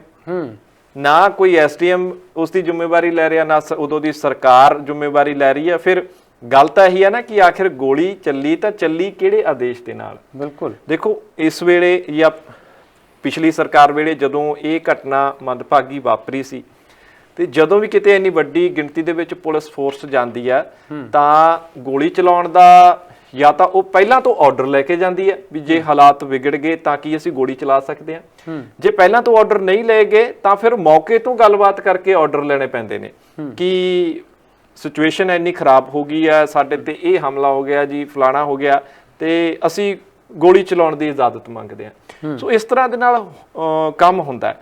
ਪਰ ਇਹ ਇੱਕ ਵੱਡਾ ਸਵਾਲ ਹੁਣ ਵੀ ਬਣਿਆ ਹੋਇਆ। ਫਿਰ ਦੇਖੋ, ਇਹੀ ਮਸਲੇ ਨੂੰ ਲੈ ਕੇ, ਇਨਸਾਫ ਦਿਵਾਉਣ ਦੀ ਗੱਲ ਨੂੰ ਲੈ ਕੇ ਹੀ ਕਾਂਗਰਸ ਸਰਕਾਰ ਸੱਤਾ ਦੇ ਵਿੱਚ ਆਈ ਸੀ। ਲੋਕਾਂ ਨੇ ਬਹੁਤ ਵੱਡਾ ਯਕੀਨ ਕੀਤਾ ਸੀਗਾ ਕਿ ਕੈਪਟਨ ਅਮਰਿੰਦਰ ਸਿੰਘ ਬੜੀ ਜਲਦੀ ਇਨਸਾਫ ਦਿਵਾ ਦੇਣਗੇ ਸਿੱਖ ਕੌਮ ਨੂੰ, ਤੇ ਪਰ ਅਫਸੋਸ ਹੈ ਕਿ 4.5 ਤੋਂ ਵੀ ਸਾਲ ਵੱਧ ਹੋ ਗਏ, ਸਮਾਂ ਹੋ ਗਿਆ, ਤੇ ਇੰਨੀਆਂ ਹੀ ਵਾਰ ਜਾਂਚਾਂ ਵੀ ਹੋ ਗਈਆਂ ਨੇ, ਤੇ ਇਹ ਮਸਲਾ ਉੱਥੇ ਦਾ ਉੱਥੇ ਹੀ ਅਟਕਿਆ ਹੋਇਆ। ਮੈਂ ਹੁਣ ਸਵਾਲ ਉਹਨਾਂ ਨੂੰ ਇਹੀ ਪੁੱਛਣਾ ਚਾਹੁੰਦਾ ਸੀਗਾ, ਸਰਦਾਰ ਬਲਦੇਵ ਸਿੰਘ ਆਪਣੇ ਨਾਲ ਲਾਈਨ ਤੇ ਸੀ, ਮੈਂ ਉਹਨਾਂ ਨੂੰ ਇਹੀ ਪੁੱਛਣਾ ਚਾਹੁੰਦਾ ਸੀ ਕਿ ਇੱਕ ਬਤੌਰ ਪੰਜਾਬੀ ਹੋਣ ਦੇ ਨਾਤੇ ਤੁਹਾਨੂੰ ਕੀ ਲੱਗਦਾ ਹੈ ਕਿ ਜੇ ਹੁਣ ਰਹਿੰਦੇ ਸਮੇਂ ਦੇ ਵਿੱਚ ਕੈਪਟਨ ਸਰਕਾਰ ਕੋਈ ਨਾ ਕੋਈ ਕਾਰਵਾਈ ਕਰ ਲੈਂਦੀ ਹੈ, ਕੋਈ ਵੀ ਕਾਰਵਾਈ ਕਰਦੀ ਹੈ, ਕੋਈ ਥੋੜੀ ਜਿਹੀ ਵੱਡੀ ਕਾਰਵਾਈ ਕਰ ਲੈਂਦੀ ਹੈ, ਕਿਸੇ ਆਗੂ ਨੂੰ ਜਾਂ ਗ੍ਰਿਫਤਾਰ ਕਰ ਲੈਂਦੀ ਹੈ ਜਾਂ ਕਿਸੇ ਖਿਲਾਫ ਸਿੱਧਾ ਬਾਏ ਨੇਮ ਪਰਚਾ ਦਰਜ ਹੋ ਜਾਂਦਾ, ਤੇ ਮੈਂ ਪੁੱਛਣਾ ਇਹ ਚਾਹੁੰਦਾ ਸੀ ਕਿ ਫਿਰ ਕੀ ਪੰਜਾਬ ਦੇ ਲੋਕ ਸੰਤੁਸ਼ਟ ਹੋ ਜਾਣਗੇ ਸਰਕਾਰ ਤੋਂ ਵੀ ਜੇ ਹੁਣ ਜਾਂਦੇ ਜਾਂਦੇ ਸਰਕਾਰ ਕੋਈ ਨਾ ਕੋਈ ਕਾਰਵਾਈ ਕਰ ਜਾਂਦੀ ਹੈ?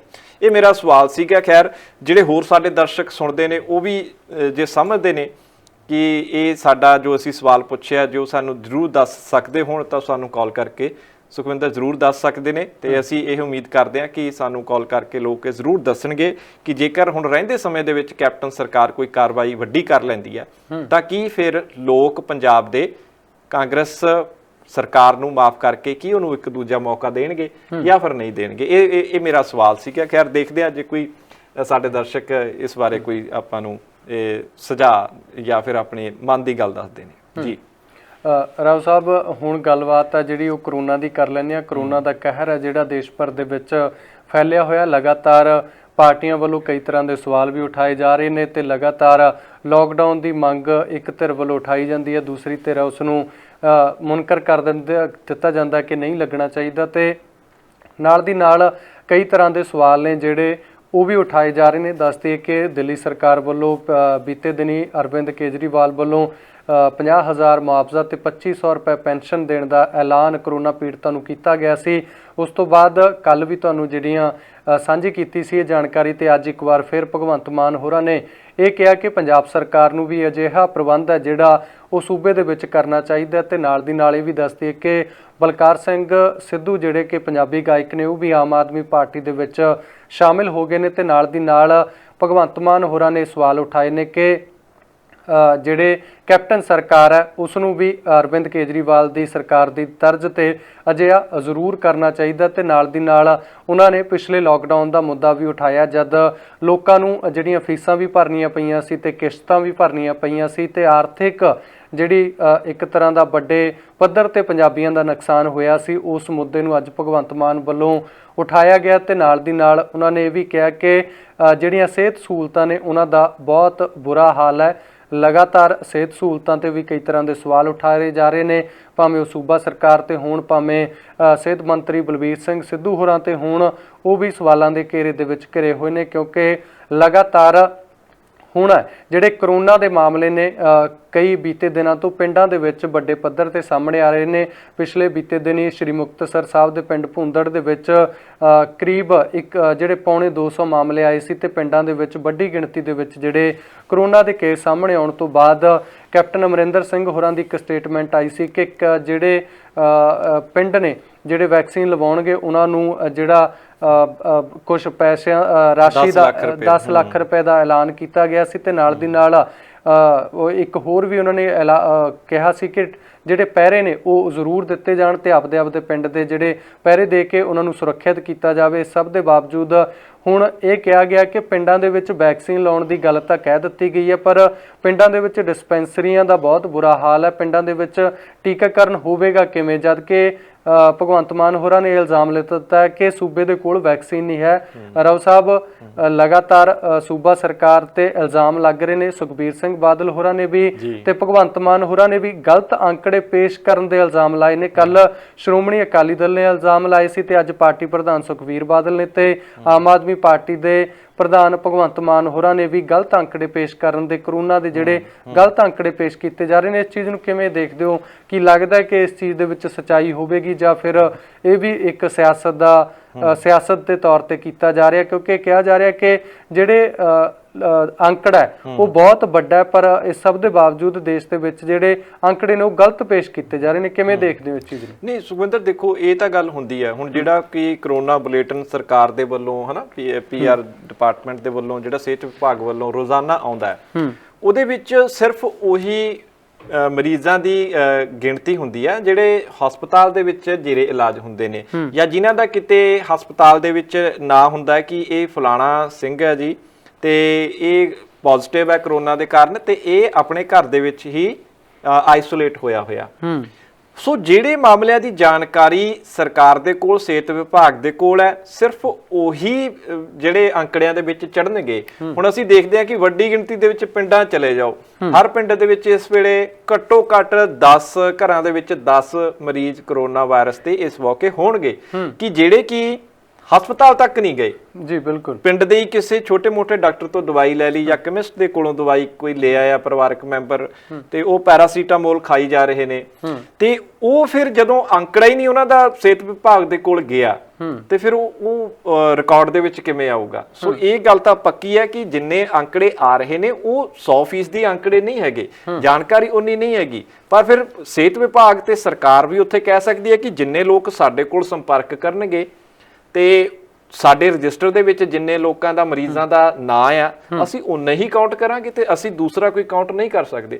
ਸੋ ਇਹ ਮੰਨ ਕੇ ਚੱਲੋ ਕਿ ਜੇ ਪੰਜਾਬ ਦੇ ਵਿੱਚ ਇਸ ਵੇਲੇ ਸਰਕਾਰੀ ਅੰਕੜਿਆਂ ਦੇ ਅਨੁਸਾਰ ਦੇ ਨਾਲ 200 ਦੇ ਕਰੀਬ ਲਗਭਗ ਜਿਹੜੇ ਰੋਜ਼ਾਨਾ ਉਹਨਾਂ ਦੀ ਕਰੋਨਾ ਵਾਇਰਸ ਦੇ ਕਾਰਨ ਮੌਤ ਹੋ ਰਹੀ ਆ, ਤਾਂ ਇਹਨੂੰ ਤੁਸੀਂ ਡਬਲ ਤੋਂ ਵੀ ਵੱਧ ਮੰਨ ਸਕਦੇ ਹੋ ਕਿ ਇਹ 200 ਨਹੀਂ, ਅਸਲੀਅਤ ਦੇ ਵਿੱਚ ਇਹ 400 ਤੋਂ ਵੀ ਉੱਪਰ ਅੰਕੜੇ ਹੋ ਸਕਦੇ ਨੇ, ਕਿਉਂਕਿ ਪਿੰਡਾਂ ਦੇ ਵਿੱਚ ਜਿਹੜੇ ਲੋਕ ਨੇ ਉਹ ਹਸਪਤਾਲਾਂ ਤੱਕ ਨਹੀਂ ਜਾਂਦੇ। ਉਹ ਜਿਹੜੇ ਅੰਕੜੇ ਨੇ ਉਹ ਸਿਹਤ ਵਿਭਾਗ ਦੇ ਕੋਲ ਤੇ ਸਰਕਾਰ ਦੇ ਕੋਲ ਨਹੀਂ ਪਹੁੰਚਦੇ।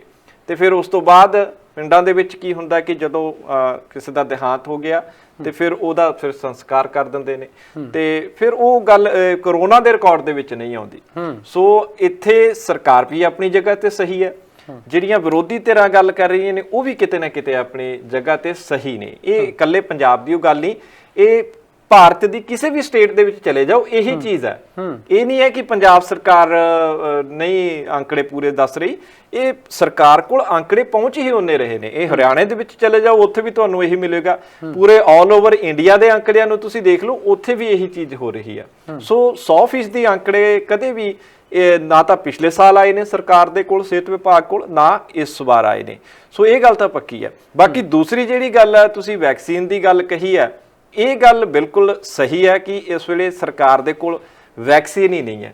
ਦੇਖੋ ਇੱਕ ਪਾਸੇ ਵੈਕਸੀਨ ਦਾ ਨਾ ਹੋਣਾ ਤੇ ਦੂਜੇ ਪਾਸੇ ਮੁੱਖ ਮੰਤਰੀ ਦਾ ਇਹ ਕਹਿਣਾ ਹੈ ਕਿ ਜਿਹੜਾ ਪਿੰਡ ਇਸ ਵੇਲੇ 100% ਦੀ ਆਪਣਾ ਟੀਕਾਕਰਨ ਕਰਾ ਲੂਗਾ ਸਰਕਾਰ ਉਹਨੂੰ 10 ਲੱਖ ਰੁਪਇਆ ਇਨਾਮ ਦਾ ਦੇਗੀ।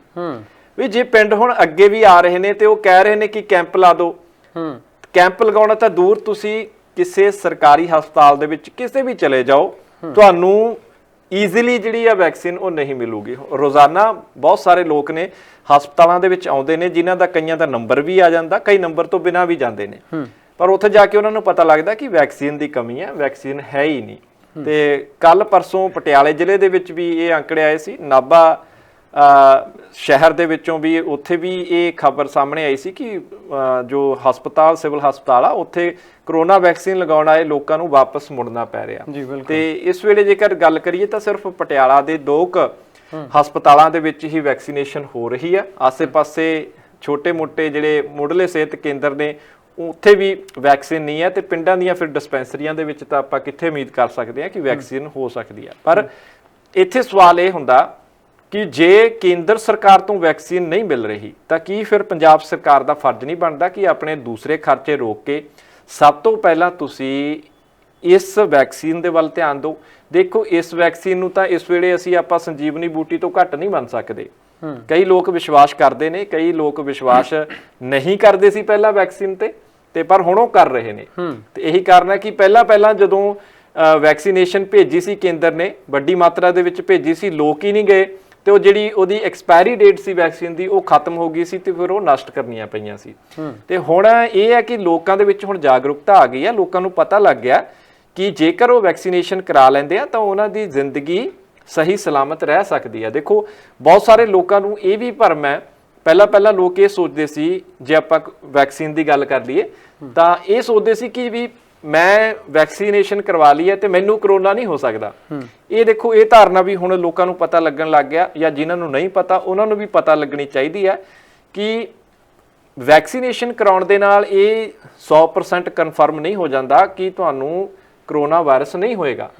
ਇਹ ਤੁਹਾਨੂੰ ਹੋ ਸਕਦਾ ਹੈ, ਪਰ ਇੰਨਾ ਦਾਅਵਾ ਜ਼ਰੂਰ ਡਾਕਟਰ ਕਰ ਰਹੇ ਨੇ ਕਿ ਜੇਕਰ ਵੈਕਸੀਨੇਸ਼ਨ ਲਗਾਉਣ ਤੋਂ ਬਾਅਦ ਵੀ ਕਿਸੇ ਨੂੰ ਕਰੋਨਾ ਵਾਇਰਸ ਕੋਈ ਪੋਜ਼ਿਟਿਵ ਆ ਜਾਂਦਾ ਤਾਂ ਘੱਟੋ ਘੱਟ ਉਸ ਬੰਦੇ ਦੀ ਜ਼ਿੰਦਗੀ ਨੂੰ ਕੋਈ ਖਤਰਾ ਨਹੀਂ ਹੋਊਗਾ। ਬਿਲਕੁਲ, ਕਿਉਂਕਿ ਜਿਹੜੀ ਵੈਕਸੀਨ ਆ ਉਸ ਦੇ ਜ਼ਰੀਏ ਮਨੁੱਖ ਦੇ ਵਿੱਚ ਜਿਹੜੇ ਐਂਟੀਬਾਡੀ ਸੈੱਲ ਸੀਗੇ ਤੇ ਉਹ ਪੈਦਾ ਹੋ ਜਾਂਦੇ ਨੇ ਤੇ ਜਦੋਂ ਕਰੋਨਾ ਵਾਇਰਸ ਆਉਂਦਾ ਆ ਕਿਸੇ ਦੀ ਬਾਡੀ ਤੇ ਹਮਲਾ ਕਰਦਾ ਤੇ ਫਿਰ ਬੁਖਾਰ ਚੜਦਾ ਤਾਂ ਜਿਹੜੇ ਉਹ ਵੈਕਸੀਨੇਸ਼ਨ ਦੇ ਰਾਹੀਂ ਵਿਅਕਤੀ ਦੇ ਸਰੀਰ ਅੰਦਰ ਜਿਹੜੇ ਐਂਟੀਬਾਡੀ ਸੀ ਤੇ ਐਂਟੀਬਾਡੀ ਸੈੱਲ ਫਿਰ ਉਸ ਬਿਮਾਰੀ ਦੇ ਨਾਲ ਲੜਦੇ ਨੇ ਤੇ ਫਿਰ ਉਹਨੂੰ ਖਤਮ ਕਰ ਦਿੰਦੇ ਨੇ। ਯਾਨੀ ਕਿ ਵੈਕਸੀਨੇਸ਼ਨ ਲਗਾਉਣ ਦੇ ਨਾਲ ਇੰਨਾ ਜ਼ਰੂਰ ਹੈ ਕਿ ਲੋਕਾਂ ਦੀਆਂ ਜ਼ਿੰਦਗੀਆਂ ਇੱਕ ਤਰੀਕੇ ਦੇ ਨਾਲ ਸਿਕਿਉਰ ਕਾਫੀ ਹੱਦ ਤੱਕ ਹੋ ਜਾਂਦੀਆਂ ਨੇ। ਸੋ ਇਹ ਵੀ ਥੋੜਾ ਜਿਹਾ ਲੋਕਾਂ ਨੂੰ ਸਮਝਣ ਦੀ ਲੋੜ ਆ, ਕਿਉਂਕਿ ਕਈ ਲੋਕ ਕੀ ਕਰਦੇ ਨੇ, ਉਹ ਕਹਿੰਦੇ ਜੀ ਅਸੀਂ ਵੈਕਸੀਨੇਸ਼ਨ ਕਰਾ ਲਈ ਹੈ ਜੀ, ਮੈਂ ਟੀਕਾ ਲਵਾਇਆ, ਹੁਣ ਛੱਡੋ ਮਾਸਕ, ਛੱਡੋ ਹੱਥ ਧੋਣੇ, ਆਪਾਂ ਤਾਂ ਟੀਕਾ ਲਵਾ ਲਿਆ, ਆਪਾਂ ਨੂੰ ਨਹੀਂ ਹੁਣ ਕਰੋਨਾ ਹੋ ਸਕਦਾ। ਸੋ ਇਹ ਧਾਰਨਾ ਵੀ ਗਲਤ ਹੈ।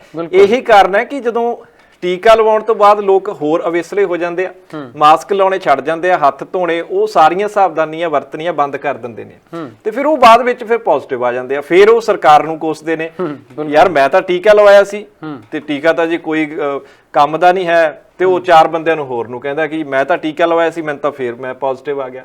ਸੋ ਇਹ ਸਮਝਣ ਦੀ ਜ਼ਰੂਰਤ ਹੈ। ਤੇ ਪਰ ਬੜੀ ਖੁਸ਼ੀ ਦੀ ਗੱਲ ਹੈ ਕਿ ਹੁਣ ਚੰਗੀ ਰਾਹਤ ਵਾਲੀ ਗੱਲ ਹੈ ਕਿ ਪਿੰਡਾਂ ਦੇ ਲੋਕ ਵੀ ਹੁਣ ਇਸ ਗੱਲ ਨੂੰ ਸਮਝ ਰਹੇ ਨੇ, ਅੱਗੇ ਆ ਰਹੇ ਨੇ। ਪਰ ਅਫਸੋਸ ਇਸ ਗੱਲ ਦਾ ਕਿ ਹੁਣ ਜਦੋਂ ਲੋਕ ਜਾਗਰੂਕ ਹੋਏ ਨੇ, ਪਿੰਡਾਂ ਦੇ ਲੋਕ ਵੀ ਜਾਗਰੂਕ ਹੋਏ ਨੇ, ਤਾਂ ਸਰਕਾਰ ਦੇ ਕੋਲ ਵੈਕਸੀਨੇਸ਼ਨ ਨਹੀਂ ਹੈ, ਜਿਹਦਾ ਕਿ ਮੌਕਾ ਵਿਰੋਧੀ ਪਾਰਟੀਆਂ ਨੂੰ ਮਿਲ ਗਿਆ ਤੇ ਵਿਰੋਧੀ ਪਾਰਟੀਆਂ ਬਿਲਕੁਲ ਸਹੀ ਤਰੀਕੇ ਨਾਲ ਸਰਕਾਰ ਨੂੰ ਘੇਰ ਰਹੀਆਂ ਨੇ। ਸਰਕਾਰ ਦਾ ਇਹੀ ਇਸ ਵੇਲੇ ਸਭ ਤੋਂ ਪਹਿਲ ਹੋਣੀ ਚਾਹੀਦੀ ਹੈ ਕਿ ਜਿਵੇਂ ਨਾ ਕਿਵੇਂ ਕਰਕੇ ਘੱਟੋ ਘੱਟ ਵੈਕਸੀਨ ਹੈ ਜਿਹੜੀ ਉਹ ਸਾਰੇ ਹਸਪਤਾਲਾਂ ਦੇ ਵਿੱਚ ਪਹੁੰਚਾਈ ਜਾਵੇ, ਤਾਂ ਜੋ ਜਿਹਦੀ ਵਾਰੀ ਆਈ ਹੈ ਉਸ ਨੂੰ ਆਪਣੀ ਵਾਰੀ ਤੋਂ ਬਾਅਦ ਵੀ ਵੇਟ ਨਾ ਕਰਨਾ ਪਵੇ। ਉਹ ਬੰਦਾ ਜਾਵੇ ਹਸਪਤਾਲ ਦੇ ਵਿੱਚ, ਆਪਣਾ ਟੀਕਾ ਲਵਾਵੇ ਤੇ ਘਰ ਆਵੇ। ਤੇ ਦੂਸਰੀ ਡੋਜ਼ ਦੀ ਜਦੋਂ ਵੀ ਸਮਾਂ ਆਉਂਦਾ ਤੇ ਉਹ ਵੀ ਉਹਨੂੰ ਫਿਰ ਸਮੇਂ ਸਿਰ ਲੱਗਣੀ ਚਾਹੀਦੀ ਹੈ। ਸੋ ਇਹਨਾਂ ਗੱਲਾਂ ਦਾ ਖਿਆਲ ਸਰਕਾਰ ਨੂੰ ਰੱਖਣਾ ਪਊਗਾ। ਪਰ ਅਫਸੋਸ ਹੈ ਕਿ ਸਰਕਾਰ ਜੇ ਆਪਾਂ ਦੇਖ ਲਈਏ ਤਾਂ ਹੋਰ ਤਾਂ ਬਹੁਤ ਸਾਰੇ ਪੈਸੇ ਖਰਚ ਕਰ ਸਕਦੀ ਹੈ, ਪਰ ਜਿਹੜੀ ਇਹ ਸਭ ਤੋਂ ਵੱਡੀ ਜ਼ਰੂਰਤ ਹੈ ਵੈਕਸੀਨੇਸ਼ਨ ਦੀ, ਸਰਕਾਰ ਉਹਦੇ ਵੱਲ ਧਿਆਨ ਨਹੀਂ ਦੇ ਰਹੀ। ਉਹ ਵੀ ਫਿਰ ਅਸੀਂ ਕੇਂਦਰ ਵੱਲ ਦੇਖ ਰਹੇ ਹਾਂ। ਸੋ ਸਰਕਾਰ ਨੂੰ ਚਾਹੀਦਾ ਕਿ ਆਪਣੇ ਨਿੱਜੀ ਤੌਰ ਤੇ ਕੰਪਨੀਆਂ ਤੋਂ ਸਿੱਧਾ ਤੁਸੀਂ ਦਵਾਈ ਖਰੀਦੋ ਤੇ ਹਸਪਤਾਲਾਂ ਦੇ ਵਿੱਚ ਪਹੁੰਚਾਓ, ਤਾਂ ਜੋ ਘੱਟੋ ਘੱਟ ਤੁਹਾਡੇ ਤੇ ਜਿਹੜੇ ਸੂਬੇ ਦੇ ਲੋਕ ਨੇ ਉਹ ਥੋੜਾ ਜਿਹਾ ਤਾਂ ਵਿਸ਼ਵਾਸ ਕਰ ਸਕਣ। ਸੋ ਇਹ ਬੇਹੱਦ ਜ਼ਰੂਰੀ ਹੈ ਕਿ ਹਸਪਤਾਲਾਂ ਦੇ ਵਿੱਚ ਇਸ ਵੇਲੇ ਵੈਕਸੀਨ ਹੈ ਜਿਹੜੀ ਉਹ ਪੂਰੀ ਮਾਤਰਾ ਦੇ ਵਿੱਚ ਹੋਣੀ ਚਾਹੀਦੀ ਹੈ, ਜਿਹਦੀ ਪੂਰੀ ਤੇ ਪੂਰੀ ਜ਼ਿੰਮੇਵਾਰੀ ਪੰਜਾਬ ਸਰਕਾਰ ਦੀ ਬਣਦੀ ਹੈ। ਜੀ ਰਾਓ ਸਾਹਿਬ, ਤੁਸੀਂ ਜਿਵੇਂ ਕਿ ਗੱਲ ਕਹੀ ਕਿ ਲੋਕਾਂ ਨੂੰ ਪਹਿਲਾਂ ਵਿਸ਼ਵਾਸ ਹੀ ਨਹੀਂ ਹੋ ਸਕਿਆ ਸੀ। ਅਸੀਂ ਅਕਸਰ ਦੇਖਦੇ ਹਾਂ ਕਿ ਵੱਡੇ ਵੱਡੇ ਬੋਰਡ ਨੇ ਆਪਣੀ ਪ੍ਰਮੋਸ਼ਨ ਵਾਸਤੇ ਲਾਏ ਜਾਂਦੇ ਆ, ਪਰ ਇਸ ਸੰਬੰਧੀ ਜਿਹੜੀ ਪ੍ਰਮੋਸ਼ਨ ਦੀ ਵੀ ਕਿਤੇ ਨਾ ਕਿਤੇ ਘਾਟ ਰਹੀ ਹੈ ਕਿ ਲੋਕ ਜਿਹੜੇ ਇਸ ਸੰਬੰਧੀ ਅਵੇਅਰ ਨਹੀਂ ਹੋ ਸਕੇ। ਪਰ ਇਸ ਮੌਕੇ ਆਮ ਆਦਮੀ ਪਾਰਟੀ ਦੇ ਪ੍ਰਧਾਨ ਭਗਵੰਤ ਮਾਨ ਹੋਰਾਂ ਨੇ ਕੀ ਕੁਝ ਕਿਹਾ, ਤੁਹਾਨੂੰ ਸੁਣਾ ਦਿੰਦੇ ਹਾਂ। ਦੁੱਖ ਦੀ ਗੱਲ ਹੁਣ ਇਹ ਹੈ ਕਿ ਪੰਜਾਬ ਸਰਕਾਰ ਇਸ ਵਕਤ ਕਿੱਥੇ ਹੈ। ਉਸ ਤੋਂ ਵੀ ਜ਼ਿਆਦਾ ਦੁੱਖ ਦੀ ਤੇ ਸ਼ਰਮ ਦੀ ਗੱਲ ਇਹ ਹੈ ਕਿ ਜਿਸ ਵੇਲੇ ਲੋਕਾਂ ਦੀ ਬਾਂਹ ਫੜਨੀ ਚਾਹੀਦੀ ਸੀ ਸਰਕਾਰ ਨੂੰ, ਪੰਜਾਬ ਦੇ ਵਿੱਚ ਪੰਜਾਬ ਸਰਕਾਰ ਨੂੰ, ਉਸ ਵੇਲੇ ਉਹ ਆਪਸ 'ਚ ਇੱਕ ਦੂਜੇ ਦੀਆਂ ਬਾਹਾਂ ਮਰੋੜਨ ਦੇ ਚੱਕਰਾਂ 'ਚ ਪਏ ਹੋਏ ਨੇ। ਤੁਸੀਂ ਤੁਹਾਡੇ ਕੈਮਰੇ ਅੱਜ ਮੇਰੇ ਖਿਆਲ 'ਚ ਕਾਫੀ ਦੇਰ ਬਾਅਦ ਉਹਨਾਂ ਮੰਤਰੀਆਂ ਦੇ ਘਰਾਂ ਦੇ ਮੂਹਰੋਂ ਕਿਧਰੇ ਹੋਰ ਪਾਸੇ ਨੂੰ ਆਏ ਨੇ, ਨਹੀਂ ਤਾਂ ਕੈਮਰੇ ਕਈ ਦਿਨਾਂ ਤੋਂ ਉੱਥੇ ਚੱਲ ਰਹੇ ਨੇ। ਉਹਨੂੰ ਐਂ ਕਹਿਤਾ ਜੀ, ਉਹਦੇ ਨਾਲ 3 ਆ ਗਏ, ਇਹਦੇ ਨਾਲ 5 ਆ ਗਏ। ਉਹ ਤੁਸੀਂ ਪੁੱਛਦੇ ਰਹੇ ਨੂੰ ਅੰਦਰ ਹੋਰ ਕੌਣ ਨੇ, ਅੰਦਰ ਕਿੰਨੇ ਕੁ ਨੇ, ਅੰਦਰੋਂ ਬਾਹਰ ਆ ਕੇ ਕਹਿੰਦੇ ਨੇ ਹਾਂਜੀ ਕੀ ਕਰੋਗੇ, ਹੁਣ ਗਾਹਾਂ ਕੀ ਹੋਊਗਾ। ਕਦੇ ਵੀ ਤੁਸੀਂ ਸਰਕਾਰ ਵੱਲੋਂ ਕੋਈ ਕਰੋਨਾ ਨਾਲ ਸੰਬੰਧਿਤ ਕੋਈ ਅਪਡੇਟ ਸੁਣੀ ਹੈ? ਕੈਪਟਨ ਸਾਹਿਬ ਨੇ ਕਿਹਾ ਪਿੰਡਾਂ ਵਾਲਿਆਂ ਨੂੰ ਕਿ ਠੀਕਰੀ ਪਰੇ ਰੱਖ ਲਓ, ਆਪਦੀ ਰੱਖਿਆ ਆਪ ਕਰ ਲਓ। ਕੈਪਟਨ ਸਾਹਿਬ ਸ਼ਾਇਦ ਭੁੱਲ ਗਏ, ਲੋਕ ਤਾਂ 4.5 ਸਾਲ ਤੋਂ ਆਪਦੀ ਰੱਖਿਆ ਆਪ ਹੀ ਕਰ ਰਹੇ ਨੇ ਪਿੰਡਾਂ ਵਾਲੇ, ਉਹਨਾਂ ਦਾ ਤਾਂ ਕੋਈ ਵਾਲੀਵਾਰਸ ਹੈ ਹੀ ਨਹੀਂ। ਤੁਸੀਂ ਇਹ ਅਨਾਉਂਸ ਕਰਤਾ ਕਿ 100% ਜਿਹੜਾ ਪਿੰਡ ਟੀਕਾਕਰਨ ਕਰਵਾ ਲੂਗਾ ਉਹਨੂੰ 10 ਲੱਖ ਰੁਪਏ ਦੇਵਾਂਗੇ। ਟੀਕੇ ਲਵਾਉਣਗੇ ਕਿੱਥੋਂ ਸਰ? ਉਹ ਦਵਾਈ ਤਾਂ ਹੈ ਨਹੀਂ ਤੁਹਾਡੇ ਕੋਲੇ, ਇੰਜੈਕਸ਼ਨ ਤੁਹਾਡੇ ਕੋਲੇ ਹੈ ਨਹੀਂ, ਡਿਸਪੈਂਸਰੀਆਂ ਹੈ ਨਹੀਂ। ਡਿਸਪੈਂਸਰੀਆਂ ਤਾਂ ਅਵਾਰਾ ਪਸ਼ੂਆਂ ਦਾ ਟਿਕਾਣਾ ਬਣੇ ਹੋਈਆਂ ਨੇ। 70% ਪੰਜਾਬ ਦੀਆਂ ਡਿਸਪੈਂਸਰੀਆਂ 'ਚ ਮੈਡੀਕਲ ਅਫਸਰ ਹੈ ਨਹੀਂ। ਆਸ਼ਾ ਵਰਕਰਾਂ ਨੂੰ ਤੁਸੀਂ ਉਹਨਾਂ ਦੀ ਡਿਊਟੀ ਲਾ ਰਹੇ ਹੋ। ਅੱਜ ਦੀ ਅਖਬਾਰ 'ਚ ਵੀ ਪੜ੍ਹਿਆ ਮੈਂ, ਇੱਕ ਪੋਜ਼ਿਟਿਵ ਸੀ ਆਸ਼ਾ ਵਰਕਰ, ਉਹਦੇ ਤੋਂ ਵੀ ਜਿਹੜੀਆਂ ਫਤਿਹ ਕਿੱਟਾਂ ਜਾਂ ਕਿਹੜੀਆਂ ਇਹ ਪ੍ਰਚਾਰ ਦਾ ਸਾਧਨ ਜਿਹੜਾ ਉਹ ਵੰਡਾ ਰਹੇ ਨੇ। ਤੁਸੀਂ ਠੀਕ ਹੈ, ਉਹ ਅਲੱਗ ਗੱਲ ਹੈ ਕਿ ਤੁਸੀਂ ਇਹ ਆਪਦੇ ਹਾਰ ਪਹਿਲਾਂ ਹੀ ਮੰਨ ਚੁੱਕੇ ਹੋ ਕਿ ਮੈਂ ਕਿਹੜਾ ਅਗਲੀ ਵਾਰੀ ਆਉਣਾ ਹੈ, ਪਰ ਘੱਟੋ ਘੱਟ ਜਾਂਦੇ 6 ਮਹੀਨੇ ਤਾਂ ਘੱਟੋ ਘੱਟ ਪੰਜਾਬ ਦੇ ਨਾਂ ਲਾ ਦਿਓ। ਜੇ ਨਹੀਂ ਤੁਸੀਂ ਮਤਲਬ ਕਰ ਸਕਦੇ ਤਾਂ ਅਸਤੀਫਾ ਦੇ ਦਿਓ, ਸਰਕਾਰ ਛੱਡ ਦਿਓ ਜੇ ਨਹੀਂ ਚੱਲਦੀ ਤੁਹਾਡੇ ਤੋਂ। ਪਰ ਐਂ ਤਾਂ ਨਾ ਕਰੋ ਨਾ ਕਿ ਮੈਂ ਜਾਂਦਾ ਪੰਜਾਬ ਨੂੰ ਹੀ ਬਰਬਾਦ ਕਰਕੇ ਜਾਊਂਗਾ। ਚਲੋ ਕਾਂਗਰਸ ਤੱਕ, ਚਲੋ ਉਹ ਤਾਂ ਉਹਨਾਂ ਦਾ ਆਪਦਾ ਅੰਦਰੂਨੀ ਲੜਾਈ ਹੈ, ਮੈਂ ਨਹੀਂ ਕਹਿੰਦਾ ਕੁਛ, ਠੀਕ ਹੈ ਨਾ। ਪਰ ਇੰਨਾ ਮੈਨੂੰ ਪਤਾ ਹੈ ਕਿ ਇਸ ਵਕਤ ਪੰਜਾਬ ਸਰਕਾਰ ਆਪਦੀਆਂ ਕੁਰਸੀਆਂ ਪਿੱਛੇ ਲੜ ਰਹੀ ਹੈ ਤੇ ਲੋਕ ਜਿਹੜੇ ਨੇ ਆਕਸੀਜਨ ਦੇ ਸਿਲੰਡਰਾਂ ਪਿੱਛੇ ਤੇ ਬੈੱਡ ਪਿੱਛੇ ਲੜ ਰਹੇ ਨੇ। ਨਹੀਂ ਜੀ, ਤੁਸੀਂ 50,000 ਕੋਵਿਡ ਦੀ ਗੱਲ ਕਰਦੇ ਹੋ, ਲੋਕਾਂ ਦੀਆਂ ਤਨਖਾਹਾਂ ਨਹੀਂ ਮਿਲੀਆਂ ਨਾ ਜੀ। 50 ਲੱਖ ਦੀ ਕਿੱਥੇ ਤੁਸੀਂ ਗੱਲ ਕਰਦੇ ਹੋ? ਅੱਜ ਮੈਂ ਅਖਬਾਰ ਪੜ੍ਹਿਆ, ਉੱਥੇ ਫਿਰੋਜ਼ਪੁਰ ਦੀ ਜਿਹੜੀ ਭਗਤ ਸਿੰਘ ਸਟੇਟ ਯੂਨੀਵਰਸਿਟੀ ਹੈ, ਉਹਦੇ ਮੁਲਾਜ਼ਮਾਂ ਨੂੰ 7 ਮਹੀਨੇ ਤੋਂ ਤਨਖਾਹ ਨਹੀਂ ਮਿਲੀ। ਬੱਚਿਆਂ ਨੇ ਖੂਨ ਨਾਲ ਚਿੱਠੀ ਲਿਖੀ ਹੈ ਕੈਪਟਨ ਸਾਹਿਬ ਨੂੰ ਕਿ ਕਿਰਪਾ ਕਰਕੇ ਸਾਡੇ ਪਾਪਾ ਦੀ ਤਨਖਾਹ ਜਾਰੀ ਕਰ ਦਿਓ, ਅਸੀਂ ਰੋਟੀ ਖਾਣੀ ਹੈ। ਸਭ ਕੁਝ ਤਾਂ ਦੇਖੋ, ਲੋਕਡਾਊਨ ਪਿਛਲੀ ਵਾਰ ਵੀ ਕੀਤਾ ਇੱਦਾਂ। ਲੋਕਡਾਊਨ 'ਚ ਲੋਕ ਤਾਂ ਅੰਦਰ, ਪਰ ਫੀਸਾਂ ਭਰਨੀਆਂ ਪਈਆਂ ਪ੍ਰਾਈਵੇਟ ਸਕੂਲਾਂ ਦੀਆਂ। ਪਰ ਪੈਟਰੋਲ ਤੇ ਡੀਜ਼ਲ 20 ਰੁਪਏ ਮਹਿੰਗਾ ਹੋ ਗਿਆ ਜਦੋਂ ਤੱਕ ਬਾਹਰ ਆਏ ਲੋਕ। ਦੁਕਾਨਦਾਰਾਂ ਦੇ ਬੰਦ ਦੁਕਾਨਾਂ ਦੇ ਬਿਜਲੀ ਦੇ ਬਿੱਲ ਆਏ, ਕੋਈ ਕੰਪਨਸੇਸ਼ਨ ਦਿੱਤੀ ਕਿ ਕਿਸੇ ਪਾਸਿਓਂ ਤਾਂ ਰਾਹਤ ਦੀ ਕੋਈ। ਇਹ ਸਨ ਆਮ ਆਦਮੀ ਪਾਰਟੀ ਦੇ ਪ੍ਰਧਾਨ ਭਗਵੰਤ ਮਾਨ, ਜਿਨ੍ਹਾਂ ਨੇ ਕਰੋਨਾ ਦੇ ਮਾਮਲਿਆਂ ਨੂੰ ਲੈ ਕੇ ਸੂਬਾ ਸਰਕਾਰ ਉੱਤੇ ਸ਼ਬਦੀ ਹਮਲੇ ਕੀਤੇ ਨੇ। ਉੱਧਰ ਸ਼੍ਰੋਮਣੀ ਅਕਾਲੀ ਦਲ ਦੇ ਪ੍ਰਧਾਨ ਸੁਖਬੀਰ ਸਿੰਘ ਬਾਦਲ ਹੋਰਾਂ ਨੇ ਵੀ ਇਸ ਮੁੱਦੇ ਨੂੰ ਲੈ ਕੇ ਪੰਜਾਬ ਸਰਕਾਰ ਉੱਤੇ ਕਈ ਤਰ੍ਹਾਂ ਦੇ ਸਵਾਲ ਖੜੇ ਕੀਤੇ। ਉਹਨਾਂ ਨੇ ਸਿੱਧਾ ਕਹਿ ਦਿੱਤਾ ਕਿ ਜਿਹੜਾ ਆਰਥਿਕ ਮਦਦ ਆ ਉਹ ਲੋਕਾਂ ਦੀ ਫੜਨੀ ਚਾਹੀਦੀ ਹੈ, ਕਿਉਂਕਿ ਜਿੱਥੇ ਇੱਕ ਪਾਸੇ ਕਰੋਨਾ ਮਹਾਮਾਰੀ ਨੇ ਲੋਕਾਂ ਦਾ ਬੁਰਾ ਹਾਲ ਕੀਤਾ, ਉੱਥੇ ਹੀ ਜਿਹੜੀਆਂ ਸਰਕਾਰ ਦੀਆਂ ਨੀਤੀਆਂ ਨੇ ਆਰਥਿਕਤਾ ਦੇ ਸੰਬੰਧੀ, ਉਹਨਾਂ ਨੇ ਵੀ ਕਈ ਤਰ੍ਹਾਂ ਦੇ ਨੁਕਸਾਨ ਹੈ ਜਿਹੜਾ ਆਮ ਲੋਕਾਂ ਦਾ ਕੀਤਾ, ਕਿਉਂਕਿ ਜਿਹੜੇ ਲੋਕਾਂ ਦਾ ਰੁਜ਼ਗਾਰ ਹੈ ਉਹ ਵੀ ਵੱਡੇ ਪੱਧਰ ਤੇ ਗਿਆ। ਦੱਸਦੀ ਹੈ ਕਿ ਲਗਾਤਾਰ ਜਿਹੜਾ ਇਸ ਮੁੱਦੇ ਤੇ ਐਸਜੀਪੀਸੀ ਵੀ ਵੱਲੋਂ ਕਈ ਤਰ੍ਹਾਂ ਦੇ ਪ੍ਰਬੰਧ ਕੀਤੇ ਜਾ ਰਹੇ ਨੇ।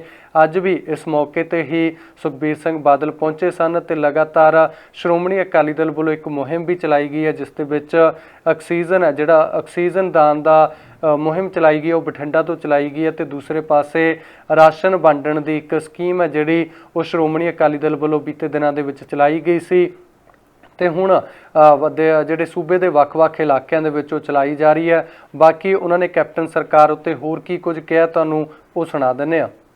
ਅੰਕੜੇ ਪੰਜਾਬ ਸਰਕਾਰ ਦੇ ਰਹੀ ਹੈ, ਉਹ ਅੰਕੜੇ ਸਹੀ ਨਹੀਂ ਹੈ। ਉਹ ਤੋਂ ਮੈਨੂੰ ਲੱਗਦਾ 2 3 4 ਗੁਣਾ ਜ਼ਿਆਦਾ ਸੰਗਤਾਂ ਨੂੰ ਕੋਵਿਡ ਹੋਇਆ।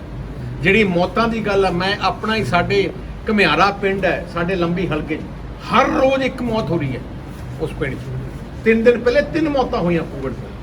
ਸੋ ਜਿਹੜਾ ਡੇਟਾ ਹੈ, ਪੰਜਾਬ ਸਰਕਾਰ ਨੂੰ ਸੀਰੀਅਸਲੀ ਆ ਬਿਮਾਰੀ ਨੂੰ ਲੈ ਕੇ ਇਹਦਾ ਇਲਾਜ ਕਰਨ ਦੀ ਲੋੜ ਹੈ। 2-3 ਗੱਲਾਂ ਮੈਂ ਪਹਿਲੇ ਵੀ ਕਹੀਆਂ ਸੀ। ਇੱਕ ਤਾਂ ਆ ਜਿਹੜਾ ਆਪਣਾ ਇੰਜੈਕਸ਼ਨ ਲਾਉਣੇ, ਇਮਿਊਨ ਅਕਸਰ ਲਾਉਣੇ, ਜਿਹਦੇ ਨਾਲ ਕੋਵਿਡ ਬਚ ਸਕਦਾ ਹੈ। ਪੰਜਾਬ ਸਰਕਾਰ ਬੜੀ ਢਿੱਲ ਵਰਤ ਰਹੀ ਹੈ।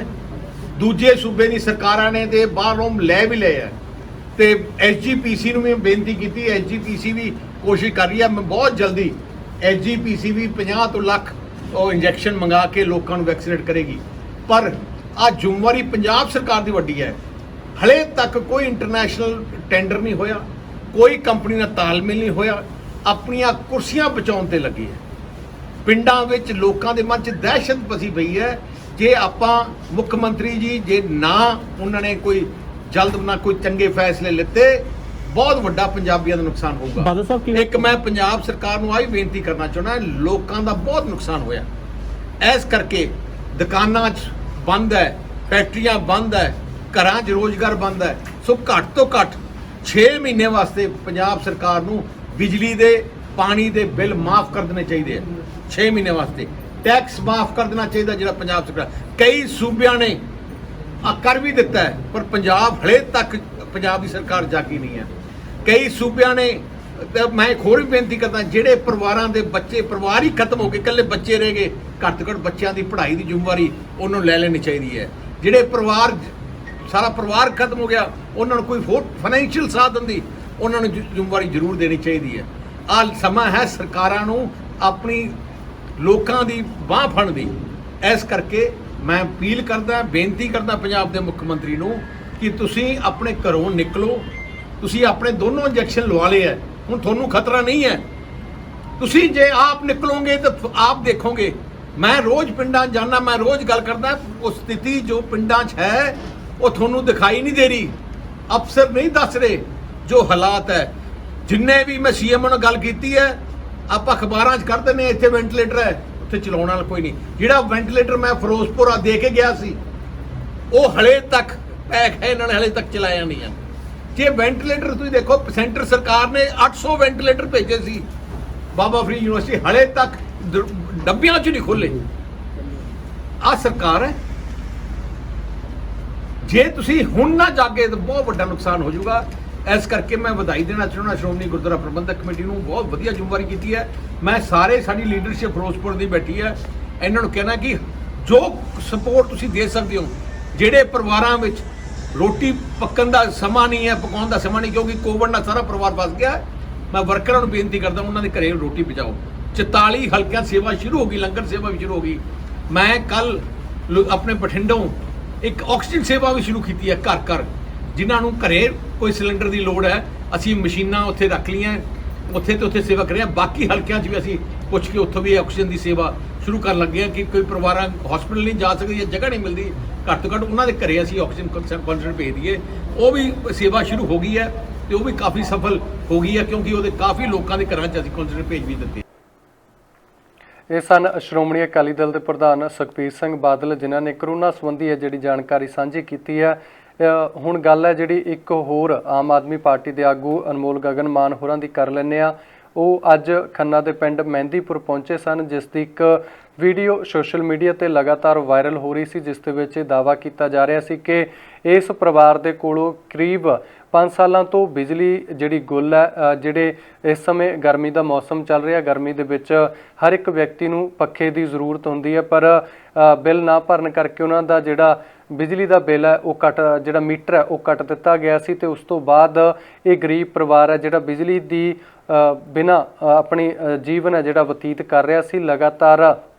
ਜਦ ਕਿ ਇਹ ਕਿਹਾ ਜਾਂਦਾ ਕਿ ਸਾਡੇ ਦੇਸ਼ ਨੂੰ ਕਰੀਬ 70 ਸਾਲ ਹੋ ਗਏ ਨੇ ਆਜ਼ਾਦ ਹੋਇਆਂ ਨੂੰ, ਉਸ ਸਭ ਦੇ ਬਾਵਜੂਦ ਵੀ ਅਜਿਹੀਆਂ ਜਦ ਖਬਰਾਂ ਆਉਂਦੀਆਂ ਨੇ ਕਿਤੇ ਨਾ ਕਿਤੇ ਸੱਤਾਧਰ ਪਾਰਟੀਆਂ ਤੇ ਵੱਡੇ ਸਵਾਲ ਖੜੇ ਕਰਦੀਆਂ ਨੇ। ਤੇ ਪੰਜਾਬ ਦੇ ਵਿੱਚ ਇਹ ਕਿਹਾ ਜਾਂਦਾ ਸੀ ਕਿ ਇੱਕ ਵਾਅਦਾ ਕੈਪਟਨ ਸਰਕਾਰ ਵੱਲੋਂ ਜਿਹੜੇ ਸਸਤੀ ਬਿਜਲੀ ਦਾ ਵੀ ਕੀਤਾ ਗਿਆ ਸੀ, ਪਰ ਅਜਿਹੀ ਇੱਕ ਵੀਡੀਓ ਸੋਸ਼ਲ ਮੀਡੀਆ ਤੇ ਵਾਇਰਲ ਹੋਣਾ ਆਪਣੇ ਆਪ ਦੇ ਵਿੱਚ ਕੈਪਟਨ ਸਰਕਾਰ ਤੇ ਸਵਾਲ ਖੜੇ ਕਰਦਾ। ਤੇ ਨਾਲ ਦੀ ਨਾਲ ਅਜੇ ਇੱਕ ਇਨਸਾਨੀਅਤ ਦੇ ਤੌਰ ਤੇ ਵੀ ਜੇਕਰ ਦੇਖਿਆ ਜਾਵੇ ਤਾਂ ਬਹੁਤ ਗਲਤ ਜਿਹਾ ਲੱਗਦਾ, ਕਿਉਂਕਿ ਇੱਕ ਤੌਰ ਤੇ ਅਸੀਂ ਦੇਖੀਏ ਤਾਂ ਸਾਨੂੰ ਇਹ ਹੁੰਦਾ ਕਿ ਸਾਡੇ ਆਲੇ ਦੁਆਲੇ ਘੱਟੋ ਘੱਟ ਜਿਹੜੀਆਂ ਲੋੜੀਂਦੀਆਂ ਚੀਜ਼ਾਂ ਨੇ ਉਹ ਸਭ ਨੂੰ ਮਿਲਣੀਆਂ ਚਾਹੀਦੀਆਂ ਨੇ ਤੇ ਕਿਸੇ ਤਰ੍ਹਾਂ ਦਾ ਧੱਕਾ ਨਹੀਂ ਹੋਣਾ ਚਾਹੀਦਾ। ਤੇ ਇਸ ਮੌਕੇ ਅਨਮੋਲ ਗਗਨ ਮਾਨ ਹੋਰੀ ਪਹੁੰਚੇ ਨੇ। ਵੀਡੀਓ ਵਾਇਰਲ ਹੋਣ ਤੋਂ ਬਾਅਦ ਉਹਨਾਂ ਨੇ ਕਈ ਤਰ੍ਹਾਂ ਦੀਆਂ ਜਿਹੜੀਆਂ ਆਪਣੇ ਵੱਲੋਂ ਐਲਾਨ ਕੀਤੇ ਨੇ ਕਿ ਇਸ ਪਰਿਵਾਰ ਦੀ ਜਿਹੜਾ ਬਿਜਲੀ ਦਾ ਖਰਚਾ ਉਹਨਾਂ ਵੱਲੋਂ ਚੁੱਕਿਆ ਜਾਵੇਗਾ ਤੇ ਸੋਲਰ ਜਿਹੜਾ ਸਿਸਟਮ ਆ ਉਹ ਵੀ ਉਹਨਾਂ ਦੇ ਕੋਠੇ ਤੇ ਲਵਾ ਦਿੱਤਾ ਗਿਆ ਤੇ ਨਾਲ ਦੀ ਨਾਲ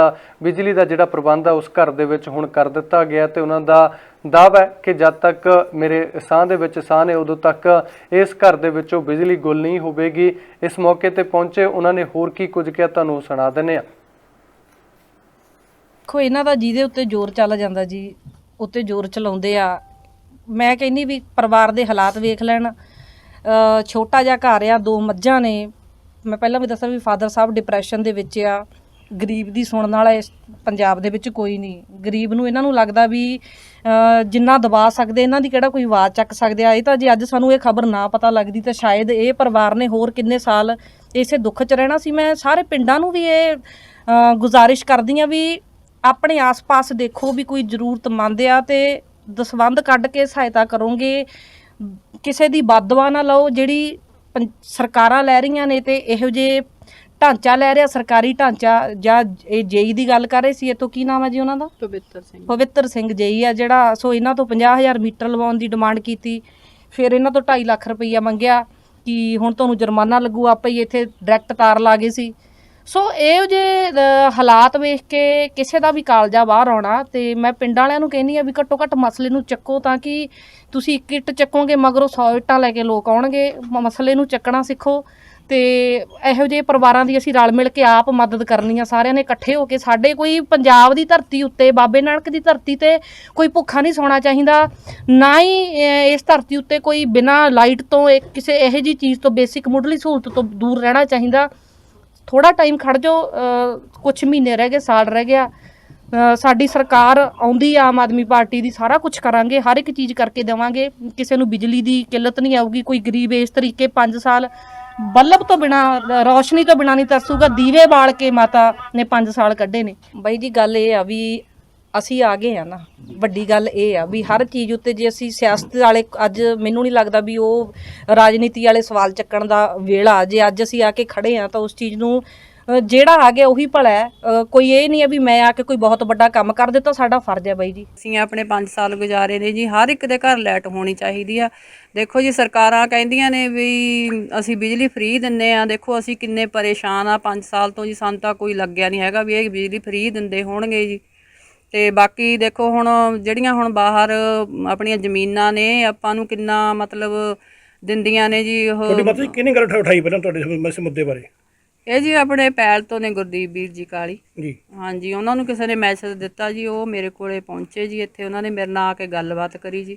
ਗੱਲਬਾਤ ਕਰਨ ਤੋਂ ਬਾਅਦ ਜੀ ਉਹਨਾਂ ਨੇ ਫਿਰ ਸਾਡੇ ਘਰ ਦੀ ਵੀਡੀਓ ਬਣਾਈ ਜੀ। ਵੀਡੀਓ ਬਣਾ ਕੇ ਉਹਨਾਂ ਨੇ ਸਾਡਾ ਤੁਸੀਂ ਸਰਪੰਚ ਨੂੰ ਬੇਨਤੀ ਕੀਤੀ ਇਸ ਬਾਰੇ ਕੋਈ? ਨਹੀਂ ਜੀ, ਅਸੀਂ ਸਰਪੰਚ ਨੂੰ ਨਹੀਂ ਕਿਹਾ ਹੈਗਾ, ਨਾ ਸਾਡੇ ਘਰ ਸਰਪੰਚ ਪਹੁੰਚਿਆ। ਦੇਖੋ ਜਿਹੜਾ ਪਿੰਡ ਦੇ ਵਿੱਚ ਬੰਦਾ ਹੁੰਦਾ ਉਹਨੂੰ ਪਤਾ ਹੀ ਹੁੰਦਾ ਜੀ ਵੀ ਇਹ ਕੀ ਆ। ਜਦੋਂ ਸਰਪੰਚ ਬਣਦੇ ਨੇ ਉਦੋਂ ਗਰੀਬਾਂ ਦੇ ਘਰ ਦੀ ਜਾਂਦੇ ਨੇ, ਅੱਜ ਨਹੀਂ ਦਿੰਦਾ ਹੈਗਾ ਜੀ। ਅਸੀਂ ਤੁਹਾਨੂੰ ਬਿਜਲੀ ਅੱਜ ਮਿਲੀ ਆ, ਕਿਸ ਤਰ੍ਹਾਂ ਮਹਿਸੂਸ ਕਰ? ਸਾਨੂੰ ਜੀ ਬਹੁਤ ਖੁਸ਼ੀ ਹੋਈ। ਮੇਰੀ ਬੇਟੀ ਦੇ ਉੱਤੇ ਸਦਾ ਲਈ ਵਾਹਿਗੁਰੂ ਸਿਰ ਤੇ ਹੱਥ ਦੇ ਕੇ ਰੱਖੇ। ਮੇਰੀਆਂ ਇਹੀ ਦੁਆਵਾਂ ਨੇ ਜੀ, ਸਦਾ ਲਈ ਇਹਨੂੰ ਸੁਖੀ ਰੱਖੇ ਵਾਹਿਗੁਰੂ ਸੱਚੇ ਪਾਤਸ਼ਾਹ। ਸਦਾ ਲਈ ਇਹਦਾ ਜਿਵੇਂ ਵੀ ਹੈਗਾ ਜੀ, ਇਹਦਾ ਸਦਾ ਲਈ ਇਹਦੇ ਸਿਰ ਤੇ ਹੱਥ ਰੱਖੇ। ਮੇਰੇ ਵੱਲੋਂ ਇਹੀ ਦੁਆਵਾਂ ਨੇ ਜੀ, ਜਿੰਨਾ ਚਿਰ ਮੇਰੇ ਸਾਥ ਰਹਿਣਗੇ ਮੈਂ ਆਪਣੀ ਬੱਚੀ ਨੂੰ ਸੀਸ ਦਿੰਦੀ ਰਹੂੰ।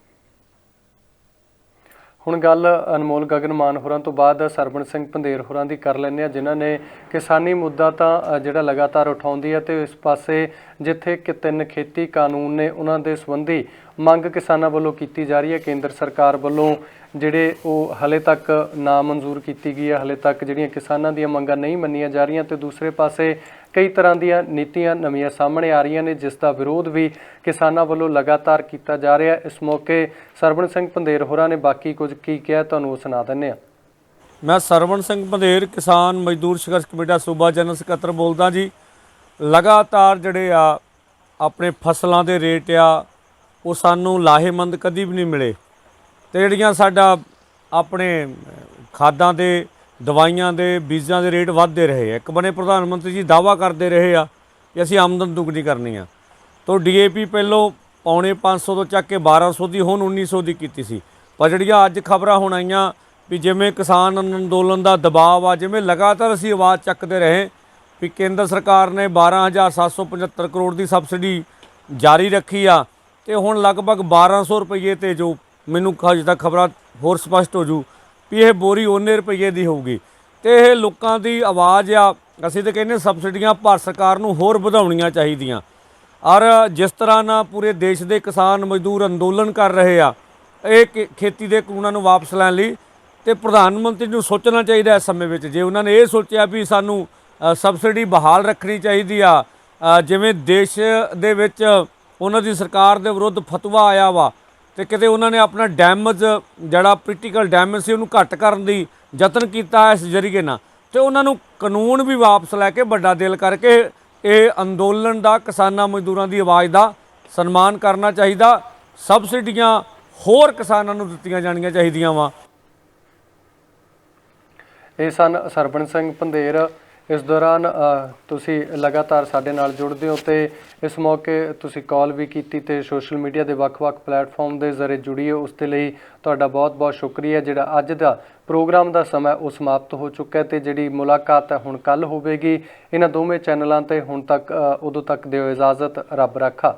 ਤੇ ਇਹਦੇ ਨਾਲ ਹੀ ਮੈਨੂੰ ਵੀ ਆਗਿਆ ਦਿਓ ਜੀ। ਕੱਲ ਫਿਰ ਠੀਕ ਇਸੇ ਸਮੇਂ ਤੇ ਇਸੇ ਹੀ ਚੈਨਲ ਤੇ ਪ੍ਰੋਗਰਾਮ ਲਾਈਵ ਟਾਕ ਲੈ ਕੇ ਤੁਹਾਡੇ ਅੱਗੇ ਹਾਜ਼ਰ ਹੋਵਾਂਗੇ ਜੀ। ਸੋ ਕੱਲ ਤੱਕ ਅਸੀਂ ਉਮੀਦ ਕਰਦੇ ਹਾਂ ਕਿ ਤੁਸੀਂ ਜਿੱਥੇ ਰਹੋ ਸੁਰੱਖਿਅਤ ਰਹੋ ਜੀ। ਧੰਨਵਾਦ ਤੇ ਰੱਬ ਰਾਖਾ। ਸਾਡਾ ਹਰ ਇੱਕ ਪ੍ਰੋਗਰਾਮ ਦੇਖਣ ਤੇ ਸਾਡੇ ਨਾਲ ਜੁੜਨ ਲਈ ਸਬਸਕ੍ਰਾਈਬ ਕਰੋ ਚੈਨਲ ਪੰਜਾਬੀ ਤੇ ਨੋਟੀਫਿਕੇਸ਼ਨ ਲਈ ਬੈਲ ਆਈਕਨ ਵਾਲੇ ਬਟਨ ਤੇ ਕਲਿੱਕ ਕਰੋ।